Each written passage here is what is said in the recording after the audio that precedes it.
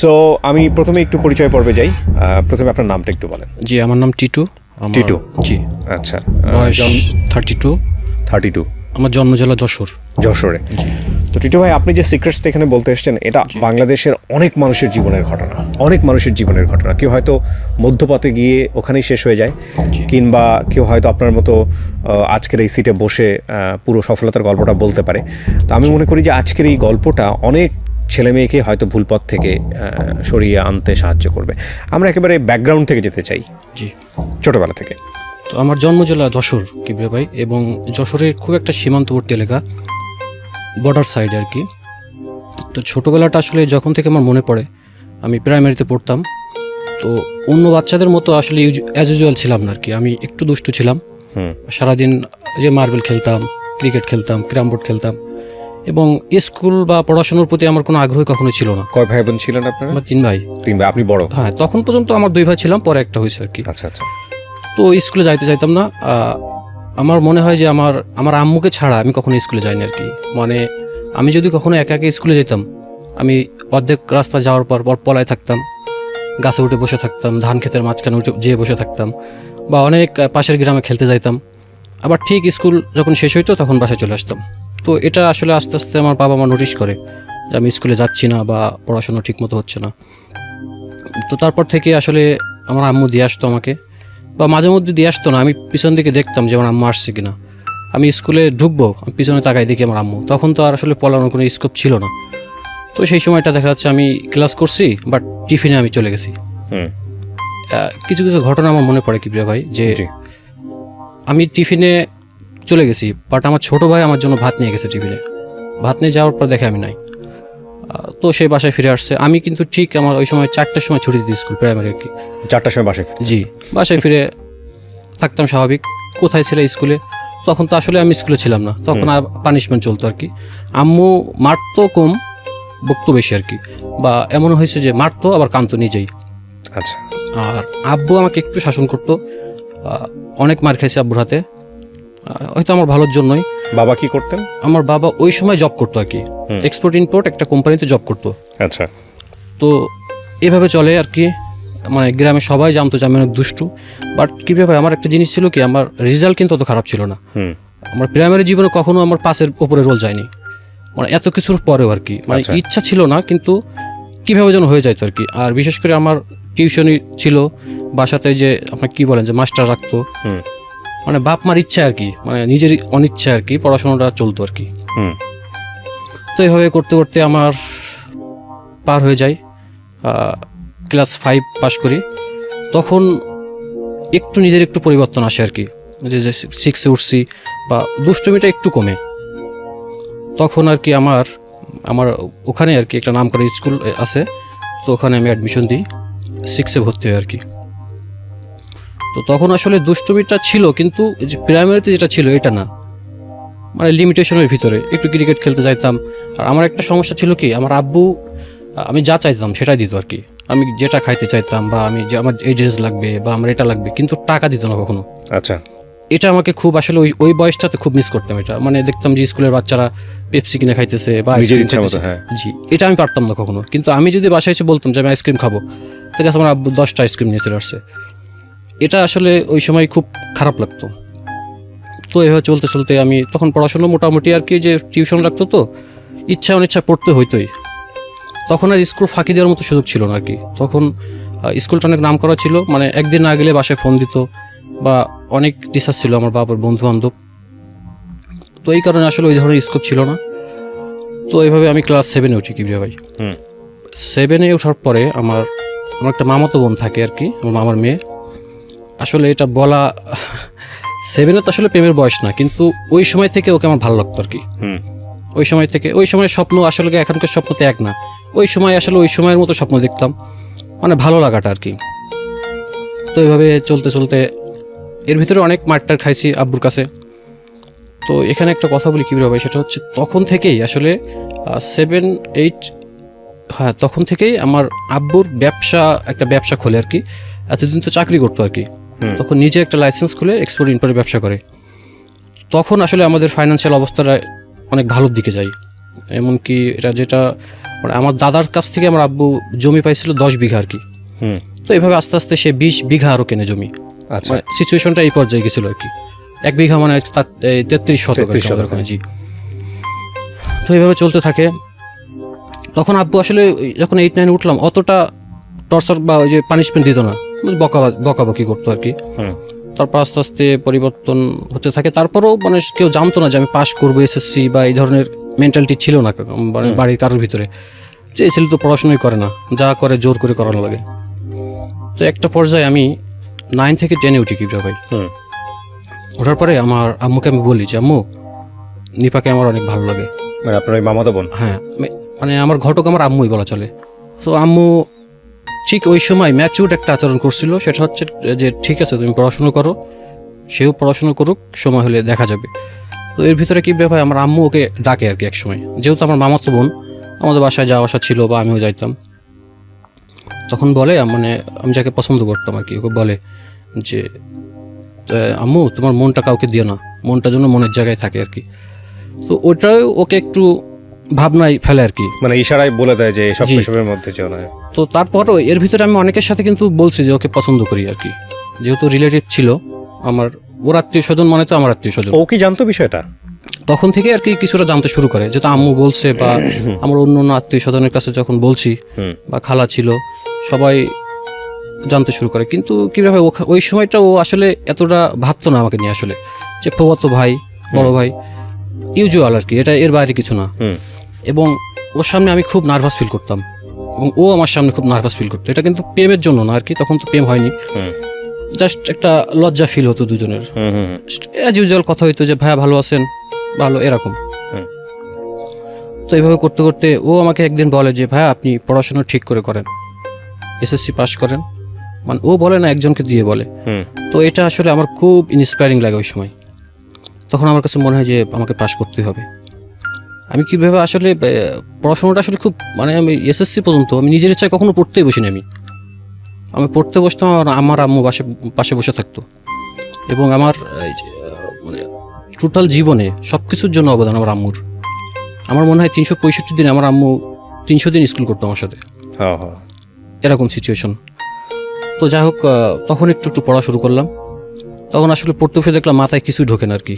আসলে তো একদিন ফাঁকি দিছি এসএসসির আগ মুহূর্তে। তো পরীক্ষা দিলাম, অঙ্কটা আমার অনেক খারাপ হয়েছিল পরীক্ষা। তারপর পাশ করলাম আর কি, খুব ভালো করতে পারিনি, A- পাইছিলাম আর কি। ওই সময় আসলে A+ হইতো না খুব বেশি, A- পাইছিলাম। এতে আমার বাপ মা অনেক খুশি হয় আর কি, যে সারা গ্রাম মিষ্টি বিলি করে, মানে যে পাস তো করছে, আমার আব্বা আম্মা এতেই খুশি আর কি। তো এই সময় আমি 3 মাস ছুটি থাকে, ওই সময়টা আমি এই যে বাসায় থাকি বা কিছুদিন থাকার পরে আমি যশোরে চলে আসি আর কি, শহরে। জি, আমার বাসা থেকে 30 কিলো দূরে আর কি মেন শহর। তো যশোরে ওখানে একটা ভালো কলেজ আছে, যে আব্দুর রাজ্জাক মিউনিসিপ্যাল কলেজ। তো ওখানে আমার অ্যাডমিশন নেওয়া হয়। আর আমি যাকে পছন্দ করতাম কিবরে ভাই, ও ছিল আমার থেকে 1 বছরের জুনিয়র আর কি। তো আমি এখানে ভর্তি হই, কলেজ লাইফ খুব সুন্দর কাটে। তখন আসলে আমি টোটালি মানে জেন্টেল, কোনো বিয়াদুপি দুষ্টুমি নাই, পড়াশোনা ঠিক মতো করতেছি, বাসায় যেতেছি। আর তখন আমার আব্বু আমাকে প্রচুর টাকা দিত আর কি। আমি যে আমার যে ল্যাকিংসটা ছিল টাকার প্রতি, দিত না কখনো, এটা ওই সময় কেটে যায় আর কি। যশোর থাকা অবস্থায় সবচেয়ে সুন্দর ম্যাচে আমি থাকতাম। আমার যে ড্রেস কিনতে ইচ্ছা হচ্ছে দিত, এবং অ্যাটলিস্ট টাকাও দিত। আব্বু 2000 দিলে আম্মু আরও গোপনে আরও 5000 দিত, এরকম সিচুয়েশন। তো ভালোই কাটতো। ওই সময় কীভাবে ভাই নিপার পরীক্ষা আসে আর কি, এসএসসি পরীক্ষা। তো তখন কিন্তু আসলে আমার জীবনে কোনো মেয়ে আসেনি। আমার ক্লাস 7 থেকেই আমার মনের ভিতরে ও ছাড়া কেউ ছিল না আর কি। তো তখন আমার যে খালা আছে একটা, মানে খালার কাছে মানুষ হয়েছে আর কি, ওদের ফ্যামিলি মানে পাশাপাশি বাসা আর কি। তো পরীক্ষার সময় আমি ওই সময় নির্লজ্জ, মানে কি বলবো, মানে সাহস নিয়েই খালার কাছে ফোন দিলাম যে খালা ভালো আছেন, নিপার পরীক্ষা কেমন হয়েছে? তো বলে যে ওর সাথে কথা বলো। তো আমি প্রথম দিন কথা হয় যে পরীক্ষা কেমন হয়েছে, কয় জি ভালো হয়েছে, ঠিক আছে ভালো করে পরীক্ষা দাও, এভাবে কথা চলতে থাকে আর কি। বাট আমি যে ওকে প্রতিদিন ফোন দিতাম, এটা ওর কাছে আসলে আমার মনে হয় ওই সময় বিরক্ত লাগতো। ও চাইতো না আসলে জিনিসটা। তো কোনো একদিন কোনো এক পরীক্ষার সময় আমি ওকে ফোন দিই যে পরীক্ষা কেমন হয়েছে। খালার কাছে ফোন দিই, খালা ওকে দেয়, বলে রাখছি আমার ভালো লাগে না, পরে ফোন কেটে দিয়েছে, বুঝছেন। তো জিনিসটা ওই সময় আমাকে খুব শক দেয়, যে আমার তখন মনে হতো যে এটা আসলে সম্ভবই না কিবরিয়া ভাই। ও আমাকে ভাই দেখে আসলে, আমার কাছে এটা ওই সময় মনে হতো আর কি। তো মন খারাপ থাকতো। তারপর আমি ওই সময় আমার কলেজে অনেক বন্ধু বান্ধবী হয়, মানে সুন্দর একটা লাইফ ছিল আর কি। আমরা ঘুরতে যাইতাম, ফাস্ট ফুডে যাইতাম, একসাথে শপিংয়ে যেতাম, মানে খুব খোলামেলা। আমি তো এতদিন বন্দি ছিলাম বাসাতে, ওই সময়টা ম্যাচে থাকতাম ইচ্ছা মতো, খুব সুন্দর। তারপরও আমি কিন্তু মানে কোনো খারাপ দিকে যাইনি আর কি, পড়াশোনাটা ঠিক ছিল, কখনো মিসইউজ করিনি। জি জি, কখনোই মিসইউজ করিনি। তো এইভাবে করতে করতে আমি আসলে ওর পরে আমার একটা রাগ তৈরি হয় যে আমাকে পছন্দ না হওয়ার কারণটা কি। তখন তো আসলে এত কিছু বুঝতাম না, ভালো লাগে ওকেও ভালোবাসতে হবে এটাই। তো একদিন ওর পরীক্ষা শেষ হয় আর কি, একদিন ওর চাচি আর কি, মানে আমার মামি, ওর চাচি মানে তো আমার মামি, তো নাম্বার থেকে একটা ফোন আসে। তো আমার মামি আমাকে বলে, টিটু নিপা কথা বলবে। তখন আমার আসলে খুব হঠাৎ করে কথা বলবে, তখন পরীক্ষা শেষ ওর। তো বলে যে ভাইয়া আপনি রাগ করছেন? সরি, আমি আসলে ওই দিন অনেক জ্যাম ছিল, শরীরটা খারাপ ছিল এই কারণে। তো আমি বলি যে না, আমার কোনো রাগ নেই। কয় ভাইয়া প্লিজ রাগ করেন না, তখন কিন্তু ভাইয়া করে বলে ডাকতো আর কি। তো আমি বলছি ঠিক আছে, তুমি রাগ ভাঙবে, তুমি আমাকে কালকে ফোন দিও। আচ্ছা। তখন সিটি সেল ইউজ করতাম আর কি।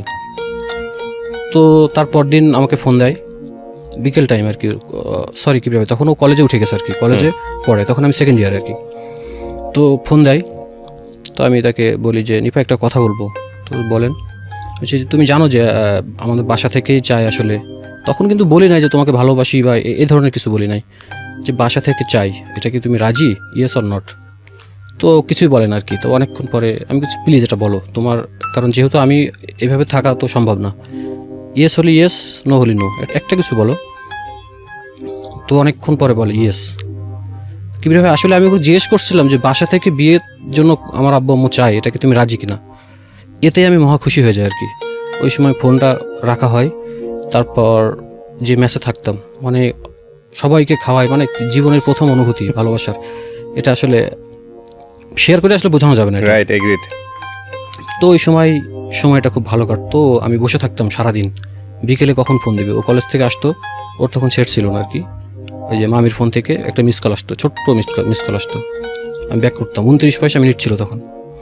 কথা হতো মনে করেন 1 ঘন্টা 2 ঘন্টা 3 ঘন্টা, এভাবে কথা হতে হতে সম্পর্কটা আসলে ভালোবাসায় পরিণত হয়।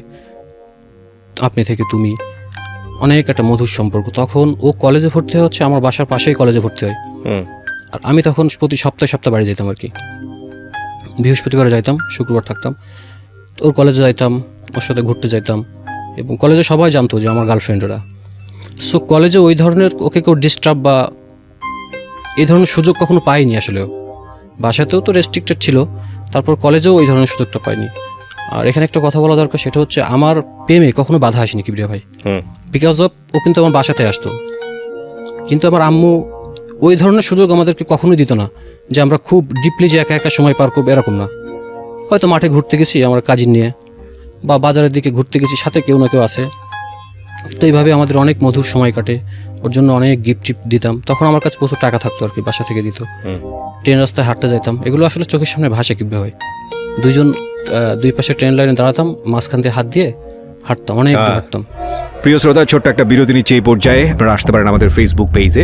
ফেসবুকের ঠিকানা www.facebook.com/iloveDhakaFM।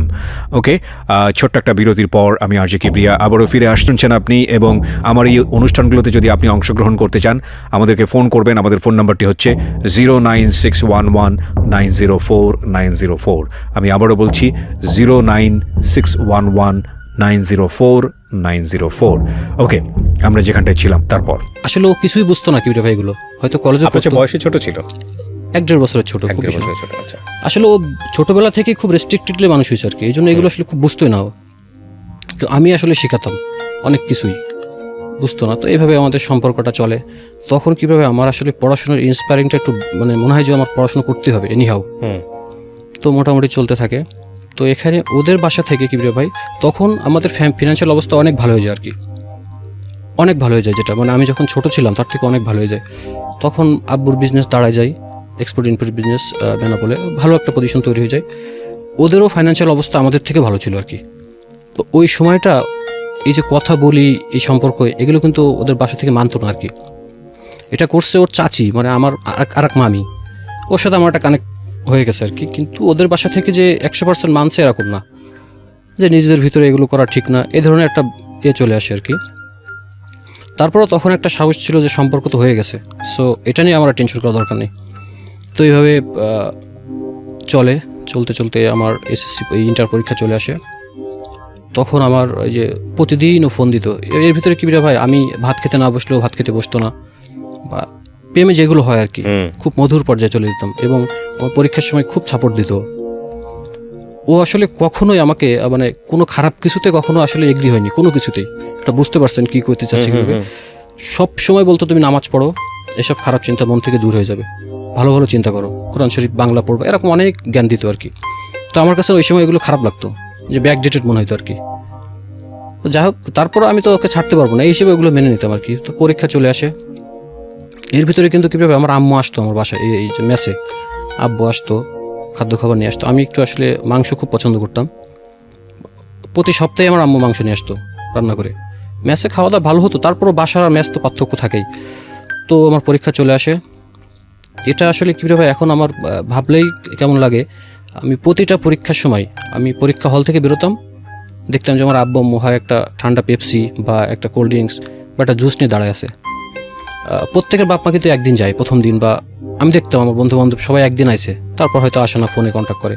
কিন্তু আমার আব্বু আম্মু প্রতিদিন দাঁড়ায় থাকতো। এটা নিয়েও আমার কাছে খুব লাগতো আর কি। সব বন্ধু বান্ধব একসাথে আসতাম, আব্বু আম্মু দাঁড়ায় থাকতো, এটা মানে ভাবতে কেমন লাগতো আর কি। তো ওই সময় আম্মু রান্না টান্না করে নিয়ে যাইতো। তো প্রতিদিন পরীক্ষা মোটামুটি ভালোই দিয়েছিলাম কি ভাই, A+ হবে না, কিন্তু আমার মনে হয়েছে যে আমি আমার যতটুকু ক্যাপাবল আমি ততটুকুই পরীক্ষা দিতে পারছি আর কি। তো এইভাবে পরীক্ষা দিলাম। পরীক্ষা দেওয়ার পর ও তখন আমার পরীক্ষার পরে ও তখন ফার্স্ট ইয়ার শেষের দিকে, মানে সেকেন্ড ইয়ার। ও তো যেহেতু আমার 1 বছরের জুনিয়র ছিল, তো এই সময় রেজাল্ট দেয়, আমি 4.50 পাই আর কি। আমার প্লাস হয়নি কিন্তু কাছাকাছি, মানে এটাতে তখন বাপ মা অনেক খুশি হয় আর কি, যে যাকে দিয়ে সম্ভবই না সে এত দূর গেছে, এটাই আনাপ। তো তারপর আব্বু আব্বু সিদ্ধান্ত হয় আর কি যে ঢাকাতে যাইতে হবে। তো তখন আমি ঢাকাতে চলে আসি। আমি 8 সালে ইন্টার পাস করি আর কি। তখন আমি ঢাকাতে চলে আসি। ঢাকাতে আসার সময় ওর খুব কান্নাকাটি, মানে এতদিন তো দেখা যাচ্ছে যে সপ্তাহে একদিন দেখা হইতোই, বা যখন আমি বাসায় থাকতাম তখন আমি প্রতিদিন কলেজে যাইতাম। ও খুব আইসক্রিম খাইতো আর কি, মানে ওকে যদি বলা হয় যে 1 মাস ভাত খাওয়া যাবে না, শুধু আইসক্রিম, কোনো ব্যাপার না, খাইতে পারবি না। আমি পরীক্ষাও করছি, 2-3 দিন মানে জাস্ট হালকা খাবার খাইছে, আইসক্রিম খাইছে। তো আমি প্রতিদিন ওই যে কলেজ যাইতাম, আইসক্রিম নিয়ে যাইতাম, মানে সম্পর্কটা খুব মধুর ছিল আসলে ওই সময়। তো আমি ঢাকাতে চলে আসলাম, খুব মন খারাপ। তখন ওরও একটা সেট দেওয়া হয় সিটিসেল, আমারও সিটিসেল একটা সেট নিই। তো কথা হয়, ঢাকাতে আসলাম, আমি ফার্মগেটে ভর্তি হই, UCC কোচিং সেন্টার। তখন আমার চাস্তো ভাই থাকতো আর কি ঢাকাতে, ওর বাসায় উঠলাম। তো কোচিংয়ে যাইতে যাইতে আমার ভার্সিটি পরীক্ষা চলে আসে আর কি। ভার্সিটি পরীক্ষা আমি আসলে কোথাও পরীক্ষা দিইনি, কারণ আমার তখন আসলে একটু শো অফ করতে মন চাইতো আর কি, যে এলাকায় তো আসলে এলাকা থেকে ঢাকায় খুব কম লোকজনই থাকে। আমার মনে হয় আমি ঢাকাতে থাকবো, ঢাকায় পড়াশোনা করব, মানে একটু নিজের ভিতরে একটা চলে আসে আর কি। তো জাহাঙ্গীরনগর চান্স হয় না, ঢাকা ভার্সিটিও চান্স হয় না। আসলে কি পড়ছি আমি, কিন্তু হয় না আসলে। কমার্স থেকে চান্স পাওয়াটা একটু টাফ ছিল ওই সময় কি ভাই। তো তখন আমি বাসা থেকে সিদ্ধান্ত হয় যে প্রাইভেট ইউনিভার্সিটিতে ভর্তি হবে। তো আমি তখন ইস্ট ওয়েস্ট এবং ড্যাফোডিল থেকে আর কি ফর্ম তুলি, দুটোতেই পরীক্ষা দিই। তো আমার এক ভাই ছিল আর কি ইস্ট ওয়েস্টে পড়তো। তো ও বললো যে টিটু তুমি ইস্ট ওয়েস্টে ভর্তি হো না, ইস্ট ওয়েস্ট অনেক ভালো, সবই ঠিক আছে, কিন্তু আমার কাছে মনে হয় তুমি ক্যাপেবল না এটার জন্য। তো আমি জিজ্ঞেস করলাম কেন, এফোর্ট করার মতো ক্যাপেবল? জি। তারপর ওই যে ভাই আমাকে বলে যে আসলে ইস্ট ওয়েস্টে অনেক অ্যাসাইনমেন্ট থাকে, অনেক প্রেজেন্টেশন থাকে, এগুলো আসলে তুই পারবি না, আর সব ইংলিশ মিডিয়াম তো অনেক টাফ হয়ে যাবো। তো তখন আমারও আসলে সিদ্ধান্ত হয় যে আমি একটু রিল্যাক্সে থাকতে চাই আর কি। তখন আমার ড্যাফোডিলে ভর্তি হওয়া হয়, বিবিএতে ভর্তি হই।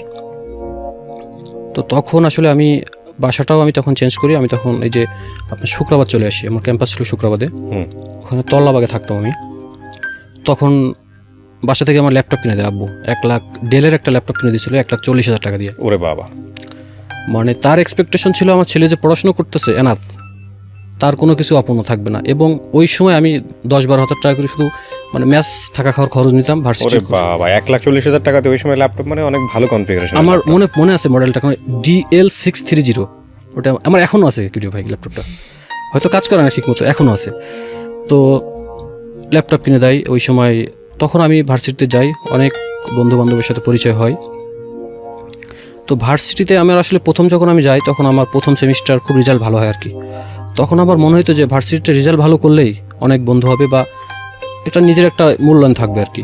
তো এই জন্য আমি পড়াশোনাটাও ঠিক মতো করতাম। আর আমার একটা সাপোর্ট হতো কি, আমার চাচাতো ভাই যে আমার সাথে থাকতো ও ড্যাফোডিলেই পড়তো, ও তখন মেবি 7 বা 8 সেমিস্টার এরকম। তো ও অনেক কিছুতে আমাকে হেল্প করতো। দেখা যাচ্ছে যখন কেউ অ্যাসাইনমেন্ট বুঝতোই না তখন আমি অ্যাসাইনমেন্ট তৈরি করতে পারতাম। কিন্তু আসলে কেউ জানতো না যে আমি কপি করে নিয়ে আসছি বা আমার ভাইয়ের কাছ থেকে হেল্প নিয়েছি।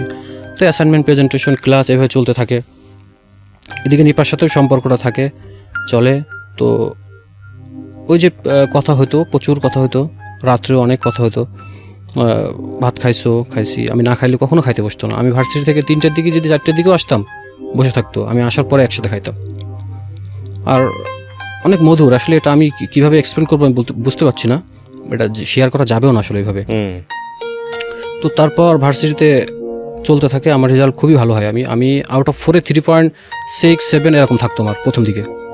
এটা মোটামুটি কিন্তু খারাপ না, অনেক ভালো আর কি। যাই হোক, তো তারপর এভাবে আমার অনেক বন্ধু বান্ধব হয়। সাবজেক্টে জানি পড়ছিলেন? আমি মার্কেটিংয়ে। হ্যাঁ। তো আমার 4-5 জন বন্ধু বান্ধব হয়, তাদের নাম না বললেই নয়। শিমুল, প্রতাপ, ফাতেমা, তমা, অনেকগুলো বন্ধু বান্ধব হয় আর কি।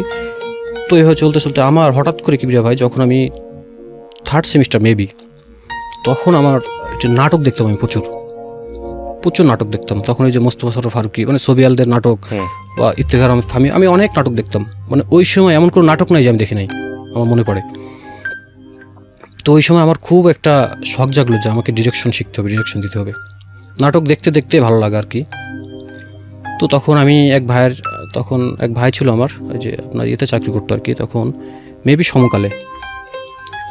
তো ওই ভাইকে বললাম যে ভাই, আমি যদি নাটক ডিরেকশনে যেতে চাই তাহলে আমাকে কি করতে হবে, আমি কোথায় ভর্তি হবো বা কী। তখন ও বললো যে অনেকগুলো নাম দিল আর কি, যে এখানে ক্যামেরার উপর কোচিং করায় বা ডিরেকশনের উপরে কোচিং করায়, বাট তুমি যদি গেইন করতে চাও তোমাকে প্র্যাকটিক্যাল জ্ঞানটা থাকতে হবে। বাংলাদেশে যারাই পড়াশোনা করে আসছে কেউ গেইনার না এই লাইনে। তুমি যত নাম করা ডিরেক্টর দেখবা সব কিন্তু প্র্যাকটিক্যাল জ্ঞানেই কিন্তু এরাই হয়েছে। তো মোস্ট প্রবাবলি তখন আমার 4th সেমিস্টার চলে, 4th এরকম, হ্যাঁ 4th, 3rd বা 4th। তখন ওই ভাই আমাকে একজনের সাথে কন্ট্যাক্ট করে দেয়। সে ছিল ডিরেক্টর ছিল, তো নামটা আসলে নাই বলি যেহেতু ব্যাপার আছে এখানে একটা। তো তার সাথে পরিচয় হয়, প্রথম গেলাম। তখন নাটকের শ্যুট কিন্তু শুরু হয়নি, তখন আমাকে স্ক্রিপ্ট বুঝাইতে। এবং আমরা ওই যে নীলক্ষেত বা ওই যে ইডেন কলেজের সামনে ওই দিকেই বসতাম আর কি। উনি খুব ট্যালেন্ট লোক ছিল আর কি। তো ওই সময় ওনার সাথে আমার খুব একটা ভালো একটা মেন্টাল একটা আন্ডারস্ট্যান্ডিং হয়ে যায় আর কি। উনি স্ক্রিপ্ট নিয়ে আলোচনা করতো বা আমি অনেক কিছু বলতাম, ওনার ভালো লাগতো। আসলে এটা তো আলোচনা করে এগুলো ঠিক করতে হয় কি ভাই, আপনার যদি বোঝাপড়াটা ভালো হয়, রাইট, প্রোডাকশন অবশ্যই ভালো হবে। তো আসলে আমাকে অনেক করতো যে তুমি পারবে এই লাইনে, এবং তোমার চিন্তা ভাবনা, চিন্তা চেতনা ভালো লাগে আমার। তো এভাবে সেই দিন আসে শুটিংয়ের। আমার মেবি নাটকের নামটা দরজার ওপাশে, একটা নাটকের নাম ছিল দরজার ওপাশে নাটকটা। এটা মেবি চ্যানেল 24-এ গেছিলো। প্রথম শুটিং চলে। তো তখন তো আমি নতুন, একদম কিছুই বুঝতাম না। ডিরেক্টর আমাকে কইছিল যে তুমি শুধু দেখবা আমি কি করি। আর অ্যাসিস্ট্যান্ট ডিরেক্টরদের আসলে কী ব্যাপার আপনার একটু আইডিয়া থাকতে পারে, নট অনলি কিন্তু শ্যুট দেখা বা শ্যুট শেখা বা স্ক্রিপ্ট শেখা, এর বাইরেও মানে কোন আর্টিস্ট কী খাবে, ক্যামেরা কোথা থেকে আসবে, লাইট কোথা থেকে আসবে, গাড়ি কীভাবে ঠিক হবে, লাইটিং আইছে কিনা, শুটিং স্পট ঠিক করা, অনেক কাজ থাকে আর কি। তো আমি আসলে ওনার সাথে দৌড়াদৌড়ি করতাম। প্রথম আমার কাজটা শুরু হয় স্ক্রিপ্ট আর্টিস্টদের বাসায় পৌঁছে দেওয়ার মাধ্যমে। তো আমি অনেক আর্টিস্টের বাসায় পৌঁছে দিতে গেলাম। ওই সময় এক একজনকে দেখতে আমার নিজের খুব আনিজে লাগতো যে এতদিন ক্যামেরার সামনে দেখে আসছি বা এই যে টিভিতে দেখে আসছি, আজকে সামনাসামনি দেখছি। তো আসলে ওরাও খুব অ্যাজ ইউজুয়াল বিহেভ করতো, কারণ নাটক লাইনের লোকজন তো, আমি তার বাইরে কেউ না, ওরা এটা ভাবতো। তো এভাবে নাটক শুরু হয় আমাদের। মেবি এটা ছিল পুবাইল কলেজ রোড থেকে একটু ভিতরে একটা স্পট ছিল। তখন ছিল জাফরান নিশো ছিল, ডলি জহুদ ছিল, সারিকা ছিল, মাসুম আজিজ, আর অনেকে, দিল মোহাম্মদ দিলু, এই যে নাসিম ভাই, শাহেদ ভাই, তখন তারা খুব পপুলার, অ্যাটলিস্ট এখনও তো নিশ্চয়ই অনেক পপুলার। তো ওই সময় আসলে সবার সাথে আমার একটা সম্পর্ক ভালো হয়ে যায় আর কি, মানে ভালো হয় বলতে কি সবাই বুঝতো এটা শর্ট হচ্ছে, আমি বলতাম যে ভাই এটা এইভাবে নেন, যে ভাই এটা এইভাবে নেন, তখন সবাই বুঝতো যে এর একটা আগ্রহ আছে, একে দিয়ে হইবে। এবং ডলি জোহর আন্টি আমাকে একদিন কইছিল যে তুমি অনেক ভালো করবা, আর মনে পড়ে কথাটা, তুমি ডিরেকশন লাইনে অনেক ভালো করবা। তো এইভাবে শ্যুট চলতে থাকে এবং আমার কাজের দেখে ডিরেক্টর আমাকে খুব খুশি হয় আর কি, যে আমি খুব কষ্ট করতাম কিবরিয়া ভাই, মানে আমাদের শুটিং আসলে নাটক, এটা অনেকে জানে কিনা জানি না, একটা নাটক কিন্তু আসলে 2 দিনে শেষ হয়ে যায়, সর্বোচ্চ কিছু কিছু টেলিফিল্মের ক্ষেত্রে 3 দিন নিতে পারে। তো আমরা মনে করেন সকালে যাইতাম, সারাদিন কাজ করতাম, 3-4 দিকে আবার বাসায় আসতাম, আবার ভোরে চলে যেতাম, 2 দিনে শেষ হইতো আর কি। তো ওই সময়টা আসলে শুটিং পড়তো শুক্রবার, আমাদের যে ডিরেক্টর ছিল ও শুটিং বেশিরভাগ নিত শুক্রবার, বৃহস্পতিবার, শুক্রবার। তো আমার ভার্সিটিতেও আসলে ওই সময় সমস্যা হতো না। আর যখন আমি নাটকের লাইনে গেলাম তখন আমার ফ্রেন্ডরাও আমাকে অনেক সাপোর্ট দিত, তখন একটা ভালো লাগতো যে নায়ক নায়িকাদের সাথে ছবি ফেসবুকে আপলোড দিতেছি, সবাই একটা মানে ওই সময় থাকে না ইয়ং বয়সে একটা সাপোর্ট দিত, অ্যাসাইনমেন্ট প্রেজেন্টেশন অনেক সাপোর্ট দিত। তো এভাবে নাটকের কাজ শেষ হয়। আমার তখন মনে হতো কি ভাই শুধু এই যে স্ক্রিপ্ট বা এই যে শুটিং দেখলে বা শিখলে হবে না, আমার সব কিছু টোটাল সেটিংসটাই আমার আয়ত্ত আনতে হবে। এটা কি আপনি কোনো পয়সা করে পেতেন নাকি শুধু? হ্যাঁ, আমি তখন ওই সময় আমার মনে পড়ে 8-9 হাজার টাকা দিত পার নাটকে। প্রথম নাটকে হয়তো দিইনি, প্রথম নাটকে হয়তো দেয়নি অত টাকা, কিন্তু পরের থেকে আমার 8-9 হাজার টাকা করে দিত। আর কিছু ওই সময় আসলে কিছু টাকা পয়সা থাকতো কি ভাই, এটা আসলে নাই বলি। তো আমি ওই সময় যে এডিটিং প্যানেল ছিল যে মালিবাগ, আমি এখানে এসে বসে থাকতাম, আমি এডিটিং কিভাবে করে ওই যে বসুন্ধরা সিটি থেকে আমি যে মিউজিকের ডিস্ক কিনে যেতাম। মানে ওই সময় ডিরেক্টর আমার পর এতটাই ডিপেন্ডেবল হয়ে গেল, শুধু কইতো তুমি এখানে যাও, এটা করো, এটা করো। তখন আমার সাথে আসলে মোটামুটি প্রত্যেক আর্টিস্টরাই বুঝলো যে আমি সব কিছু করতেছি, বা তখন কিন্তু আমি কাজ যে খুব বেশি বুঝি তা না। তো সবার সাথে একটা ভালো সম্পর্ক হয়ে যায়। এভাবে আমরা আসলে নাটককে কিন্তু ডিরেক্টর থাকে কি ভাই, অ্যাসিস্ট্যান্ট ডিরেক্টর 4-5 জন, একজন থাকে চিফ অ্যাসিস্ট্যান্ট, শিক্ষানবিশ থাকে বা সহকারী থাকে কয়েকজন। তো প্রথম নাটকের পরে ভাই আমাকে বলে তোমাকে চিফ অ্যাসিস্ট্যান্ট নেক্সট নাটক থেকে। প্রিয় শ্রোতা, ছোট্ট একটা বিরতি নেব, এই পর্যায়ে আপনারা শুরু ফিরতে চাই। ওকে, কত সালের গল্প এটা? এটা কি ভাই আমি তো ভর্তি হয়েছি 9 সালে ভার্সিটিতে, তো 10-11 বা 12 মাঝামাঝি। আমার আসলে যে ডেটটা খুব আমি মনে থাকে না, কোনো সমস্যা নেই। তো তারপর চিফ অ্যাসিস্ট্যান্ট দিল আমাকে, তখন একটু টাকাও বেশি পাওয়া শুরু করলাম। আর তখন আসলে আমার খুব অনেক কিছুতেই সে আমাকে মূল্যায়ন করতো, যে আমি যেটা বলতাম। তখন আসলে এখন অনেক আর্টিস্ট আছে যারা নাটক করে, তাদের সাথে শুধু মধুর না, খুব মধুর একটা সম্পর্ক তৈরি হয়ে যায়। মানে আমি ফোন দিলেই আমার, হ্যাঁ টিটু ভাই বা টিটু বলো, তার ভিতরে আছে অনেকে, যাই হোক যেগুলো বললাম নাম। আমরা বেশিরভাগ কাজ করতাম আফরান নিশোর সাথে আর কি, আমারও ব্যক্তিগতভাবে এবং আমার ডিরেক্টরও আফরান নিশোর ভালো লাগতো আর কি। এবং আফরান নিশো যখন খুব নাটক শুরু করে তখন থেকে উনি তাকে নিত। আফরান নিশোর পিছনে অনেক অবদান আছে, হি ইজ রিয়েলি জিনিয়াস, এবং অনেক মানুষ তাকে পছন্দ করে, খুব ভালো লাগতো। এবং আমি শুধু ছবি তুলতাম, তা আফরান নিশো বলতো যে তোর কি আর কারোর সাথে ছবি তুলতে মন চায় না? তখন এই যে অপর্ণা ঘোষ ছিল, এই যে আপনার সারিকা ছিল, মেহজাবিন, অনেকে ছিল। তো আমি কারোর সাথে আসলে ছবি তুলতাম না ওই সময়, শুধু আফরান নিশোর সাথে। আর ওর চুলটা আমার খুব ভালো লাগতো, চুলে হাত দিতাম। এবং যখন আমি শুটিংয়ে যাইতাম ও কী খাইতো আমি সেটারে বেশি এমফাসিস করতাম। তো ও বুঝলো যে আমাকে একটু ভালোবাসে, তো এই সময় সবার সাথে একটা সম্পর্ক হয়ে যায় আর কি। একটা নাটকে কি বলে ভাই, একটা সেট থাকে, কিন্তু দেখবেন যে ডিরেক্টর কিছু আর্টিস্ট নিয়ে কাজ করে, এদেরকে নিয়েই মোস্ট অফ দ্য নাটকেই কাজ করে, হয়তো কিছু কিছু সময় একটু ভ্যারিয়েশন হয়। তো ওই সময় যে মাসুম আজিজ আছে সিনিয়র আর্টিস্ট, উনি খুব ভালো আর কি, উনি নাটক লাইনে ওনার অনেক জ্ঞান আছে আর কি। তো উনি একদিন বলছিল যে এই ছেলেটা অনেক ভালো করবে আমাকে। তো ওই সময় আসলে আমার কাজের একটা স্পৃহা ছিল অনেক, যে ভালো করতেছি ভালো। তখন আসলে ভার্সিটিতেও একটা মূল্যায়ন ছিল। বাংলাদেশে ওই সময় এমন কোনো টপ নায়ক নায়িকা নাই যার সাথে আমার ছবি ছিল না। শুটিংয়ের ছবি, অনেক ছবি তুলতাম আর কি। তো ওই সময় সব বন্ধুরাও সাপোর্ট করতো। তো এই করতে করতে কী ভাই, তখন আমি আসলে ওই সময়ও আমি অনলাইন পত্রিকাতে তখন জয়েন করি আর কি।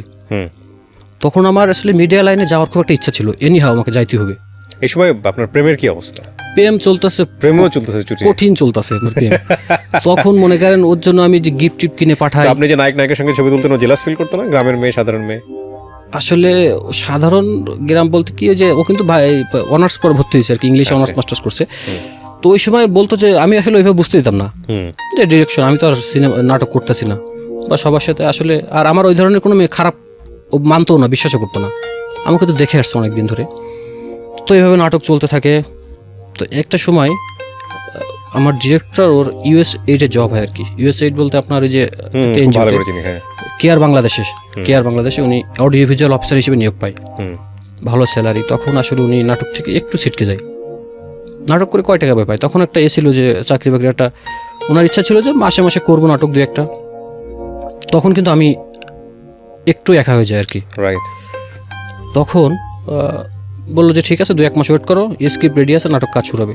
কিন্তু তখন আমার অনেকে ডাকতো, এখন যারা পপুলার ডিরেক্টর আছে অনেকে আছে, নাম বললে আপনি এক নামে চিনবেন, আমাকে ডাকতো। আসলে আমি চাইতাম না কারোর সাথে যাইতে। তখন সেটিংসটা এমন ছিল যে ওনার সাথে কাজ করব, আরও একজনের সাথে কাজ করছে, এটা নাম বললাম, নামটা নাই বলি। তো তখন পড়াশুনো আবার রেজাল্ট কিন্তু কিবিরা ভাই যে মোটামুটি চলতেছে, খুব খারাপ না। তখন আমার 6-7 সেমিস্টার এরকম পার হয়ে গেছে। তো তখন আমি যে তল্লাবাগে ছিলাম শুক্রবার, ওখানে একটা বাসাতে থাকতাম, অনেক সুন্দর একটা বাসা। ওখান থেকে বাড়িওয়ালা হঠাৎ ডিসিশন দেয় যে এখানে কোনো ব্যাচেলর থাকতে পারবে না, হঠাৎ করে। তো আসলে তখন আমি আবার আমার ভার্সিটির এক ছোট ভাই ছিল, ওকে নিয়ে চলে গেলাম আপনার কাজীপাড়া, শেওড়াপাড়া। একটা খুব মানে আমি জানি না, ইদানিং ব্যাচেলর পয়েন্ট নাটকটা অনেক পপুলার, যদিও ওই ব্যাচেলর লাইফের সাথে খুব একটা মেলে না, আমাদের ব্যাচেলর লাইফ খুব একটা মেলে না, বাট ইটস ভেরি পপুলার নাটক। কিন্তু এই ব্যাচেলর লাইফ নিয়ে একটু যদি বলেন, আমি নিজেও তো সাফারার, আমি নিজেও বলতে চাই যে এই ভাড়াটা আপনারা কেন দিতে চান না, আমি জানি না। তখন আপনারা মনিটর করেন যে ওদের অ্যাটিটিউড ঠিক আছে কিনা, ওদেরকে কিছু কন্ডিশন দিয়ে দেন যে কন্ডিশনগুলো মেনটেন করতেছে কিনা। আর এখন তো ঘরে ঘরে সিসি ক্যামেরা, রাইট? বাসায় কে গেস্ট আসতেছে বা কী অবস্থা। কিন্তু এই ভাড়াটা না দেওয়া এবং ভাড়া খুঁজে পাওয়া কী যে বিড়ম্বনার এবং কী যে কষ্টকর। আমার মনে হয় বাড়িওয়ালা যারা আছেন তারা সবাই সদয় হবেন এই বিষয়টার প্রতি। জি বলেন প্লিজ। তো তারপর আমার ভার্সিটির এক ছোটো ভাই ছিল, ওর সাথে কথা হলো যে ভাই ওইদিকে অনেক ভালো ভালো বাসা আছে। আর আমি কি ভাই যখন ম্যাচেও থাকতাম ইন্টার লাইফে বা ভার্সিটি, আমি আসলে সুন্দর বাসা ছাড়া আমার ভালো লাগতো না। তখন তো বাসা থেকে টাকা দিত অনেক। আমার মনে হতো যে আমি যেখানে থাকবো, যেখানে ঘুমাবো, যে বাথরুমে যাবো, যে টয়লেটে যাবো, সেটা যেন পরিষ্কার পরিচ্ছন্ন বা সুন্দর থাকে। তো অনেক বাসা খুঁজে একটা অনেক সুন্দর একটা বাসা পাই কাজীপাড়াতে, ওখানে আমরা 5-6 জন উঠি আর কি। তো ওই সময় আমি আরেকটা ডিরেক্টরের সাথে কাজ করতাম, রাত্রে আসতাম। তখন হচ্ছে ছোটা কাজ আর কি, কিছু কিছু কাজ করে দিতাম তাকে আর কি। তো এসে ওই সময় ম্যাচে তখন কিন্তু কী ভাই আমি সিগারেট খাই না তখনও পর্যন্ত। দেখেন আমি কিন্তু ভার্সিটি 7-8 সেমিস্টার পর্যন্ত কোনো সিগারেট খাই না, কোনো নেশা আমাকে কিন্তু ধরতে পারিনি তখনও পর্যন্ত। তখন বাসায় এসে দেখতাম ওরা তাস খেলতেছে, স্টার সিগারেট খাইতো তখন, স্টার। তো হঠাৎ আমার একদিন মনে হলো যে আমি একটা সিগারেট খাই, দেখি ভাই একটু সিগারেট খাই। তো তাস খেলা দেখতেছি, ওই যে সিগারেট খাইলাম একটা, আজকে একটা, কালকে 2টা, এভাবে চলতে থাকে আর কি। তখন একটা পর্যায়ে আমি নিজে সিগারেট কেনার টাকা দিয়ে যাই, সিগারেট কিনে রেখো। জি, তখন আসলে স্টার বাদ দিয়ে ব্যঞ্জন ধরি। তখন ওইভাবে খাইতে থাকি, সিগারেট খাইতে খাইতে কী ভাই দিন 8টা-10টা, ব্যাস এতটুকুই। তখন বাসায় থাকি, ভার্সিটি যাই, কথা হয়। তখন না নিজের কাছে অনেক খারাপ লাগতো যে আমি আসলে জিনিসটাকে ভুল করলাম। কিন্তু হঠাৎ দেখা গেছে ঘুম ভেঙে গেছে, একটা সিগারেট দিয়ে খাই। আসলে ব্যাচেলর লাইফে যেগুলো হয়, একসাথে অনেকগুলো বন্ধুবান্ধব থাকলে সবাই খায়, আমি খাই না, এরকম মনে হইতো, খাইতাম সিগারেট। মানে একটা দুটো করতে করতে ডিপেন্ডেন্ট। হ্যাঁ, এটা আসলে দিন 10টা এরকম খাইতাম। তখন কিন্তু আমার অর্থনৈতিকভাবে একটু ক্ষতিগ্রস্ত হতে থাকলাম, যেহেতু 10টা সিগারেট, তখন বেনসন কত মেবি 10 টাকা বা এরকম ছিল, ততদিন 100 টাকা। তখন আমি ওই যে বাসাতে গেলাম আর কি, সেমিস্টার শেষ, বাসাতে গেলাম। বাসাতে যাওয়ার পর আমার এলাকাতে কিছু বন্ধু বান্ধব ছিল, যেহেতু ওটা একটা বর্ডার এলাকা কি ভাই, নামগুলো এখন নাই বলি, তারাও এখন ভালো হয়ে গেছে আর কি, নামগুলো নাই বলি। তো ওদের সাথে ঘুরতে যেতাম। আমি যে কলেজে পড়তাম ওই কলেজ মাঠে সিগারেট খেতাম লুকায়। তো বাসা থেকে আসলে তখন ওইভাবে ফলো করতো না, শুধু আম্মু বলতো যে তুই চুইংগাম চাবাস কেন, এমনি এইভাবে এড়াই যেতাম বিষয়টা। তো ওরা একদিন বলে কি যে আমরা একটু বেনাফল যাচ্ছি, কী জন্য যাচ্ছি, ফেন্সি খাইতে। তখন আমার আব্বুর বাইক ছিল আর কি, তখন আমি বাইক নিয়ে আমি যাব। তো গেলাম, আমি কিন্তু খাওয়ার জন্য যাইনি কি ভাই, সঙ্গতে কোম্পানি দেওয়ার জন্য গেছি, খাইলে কি হয় বা কিভাবে খাই এটা দেখার জন্য জাস্ট।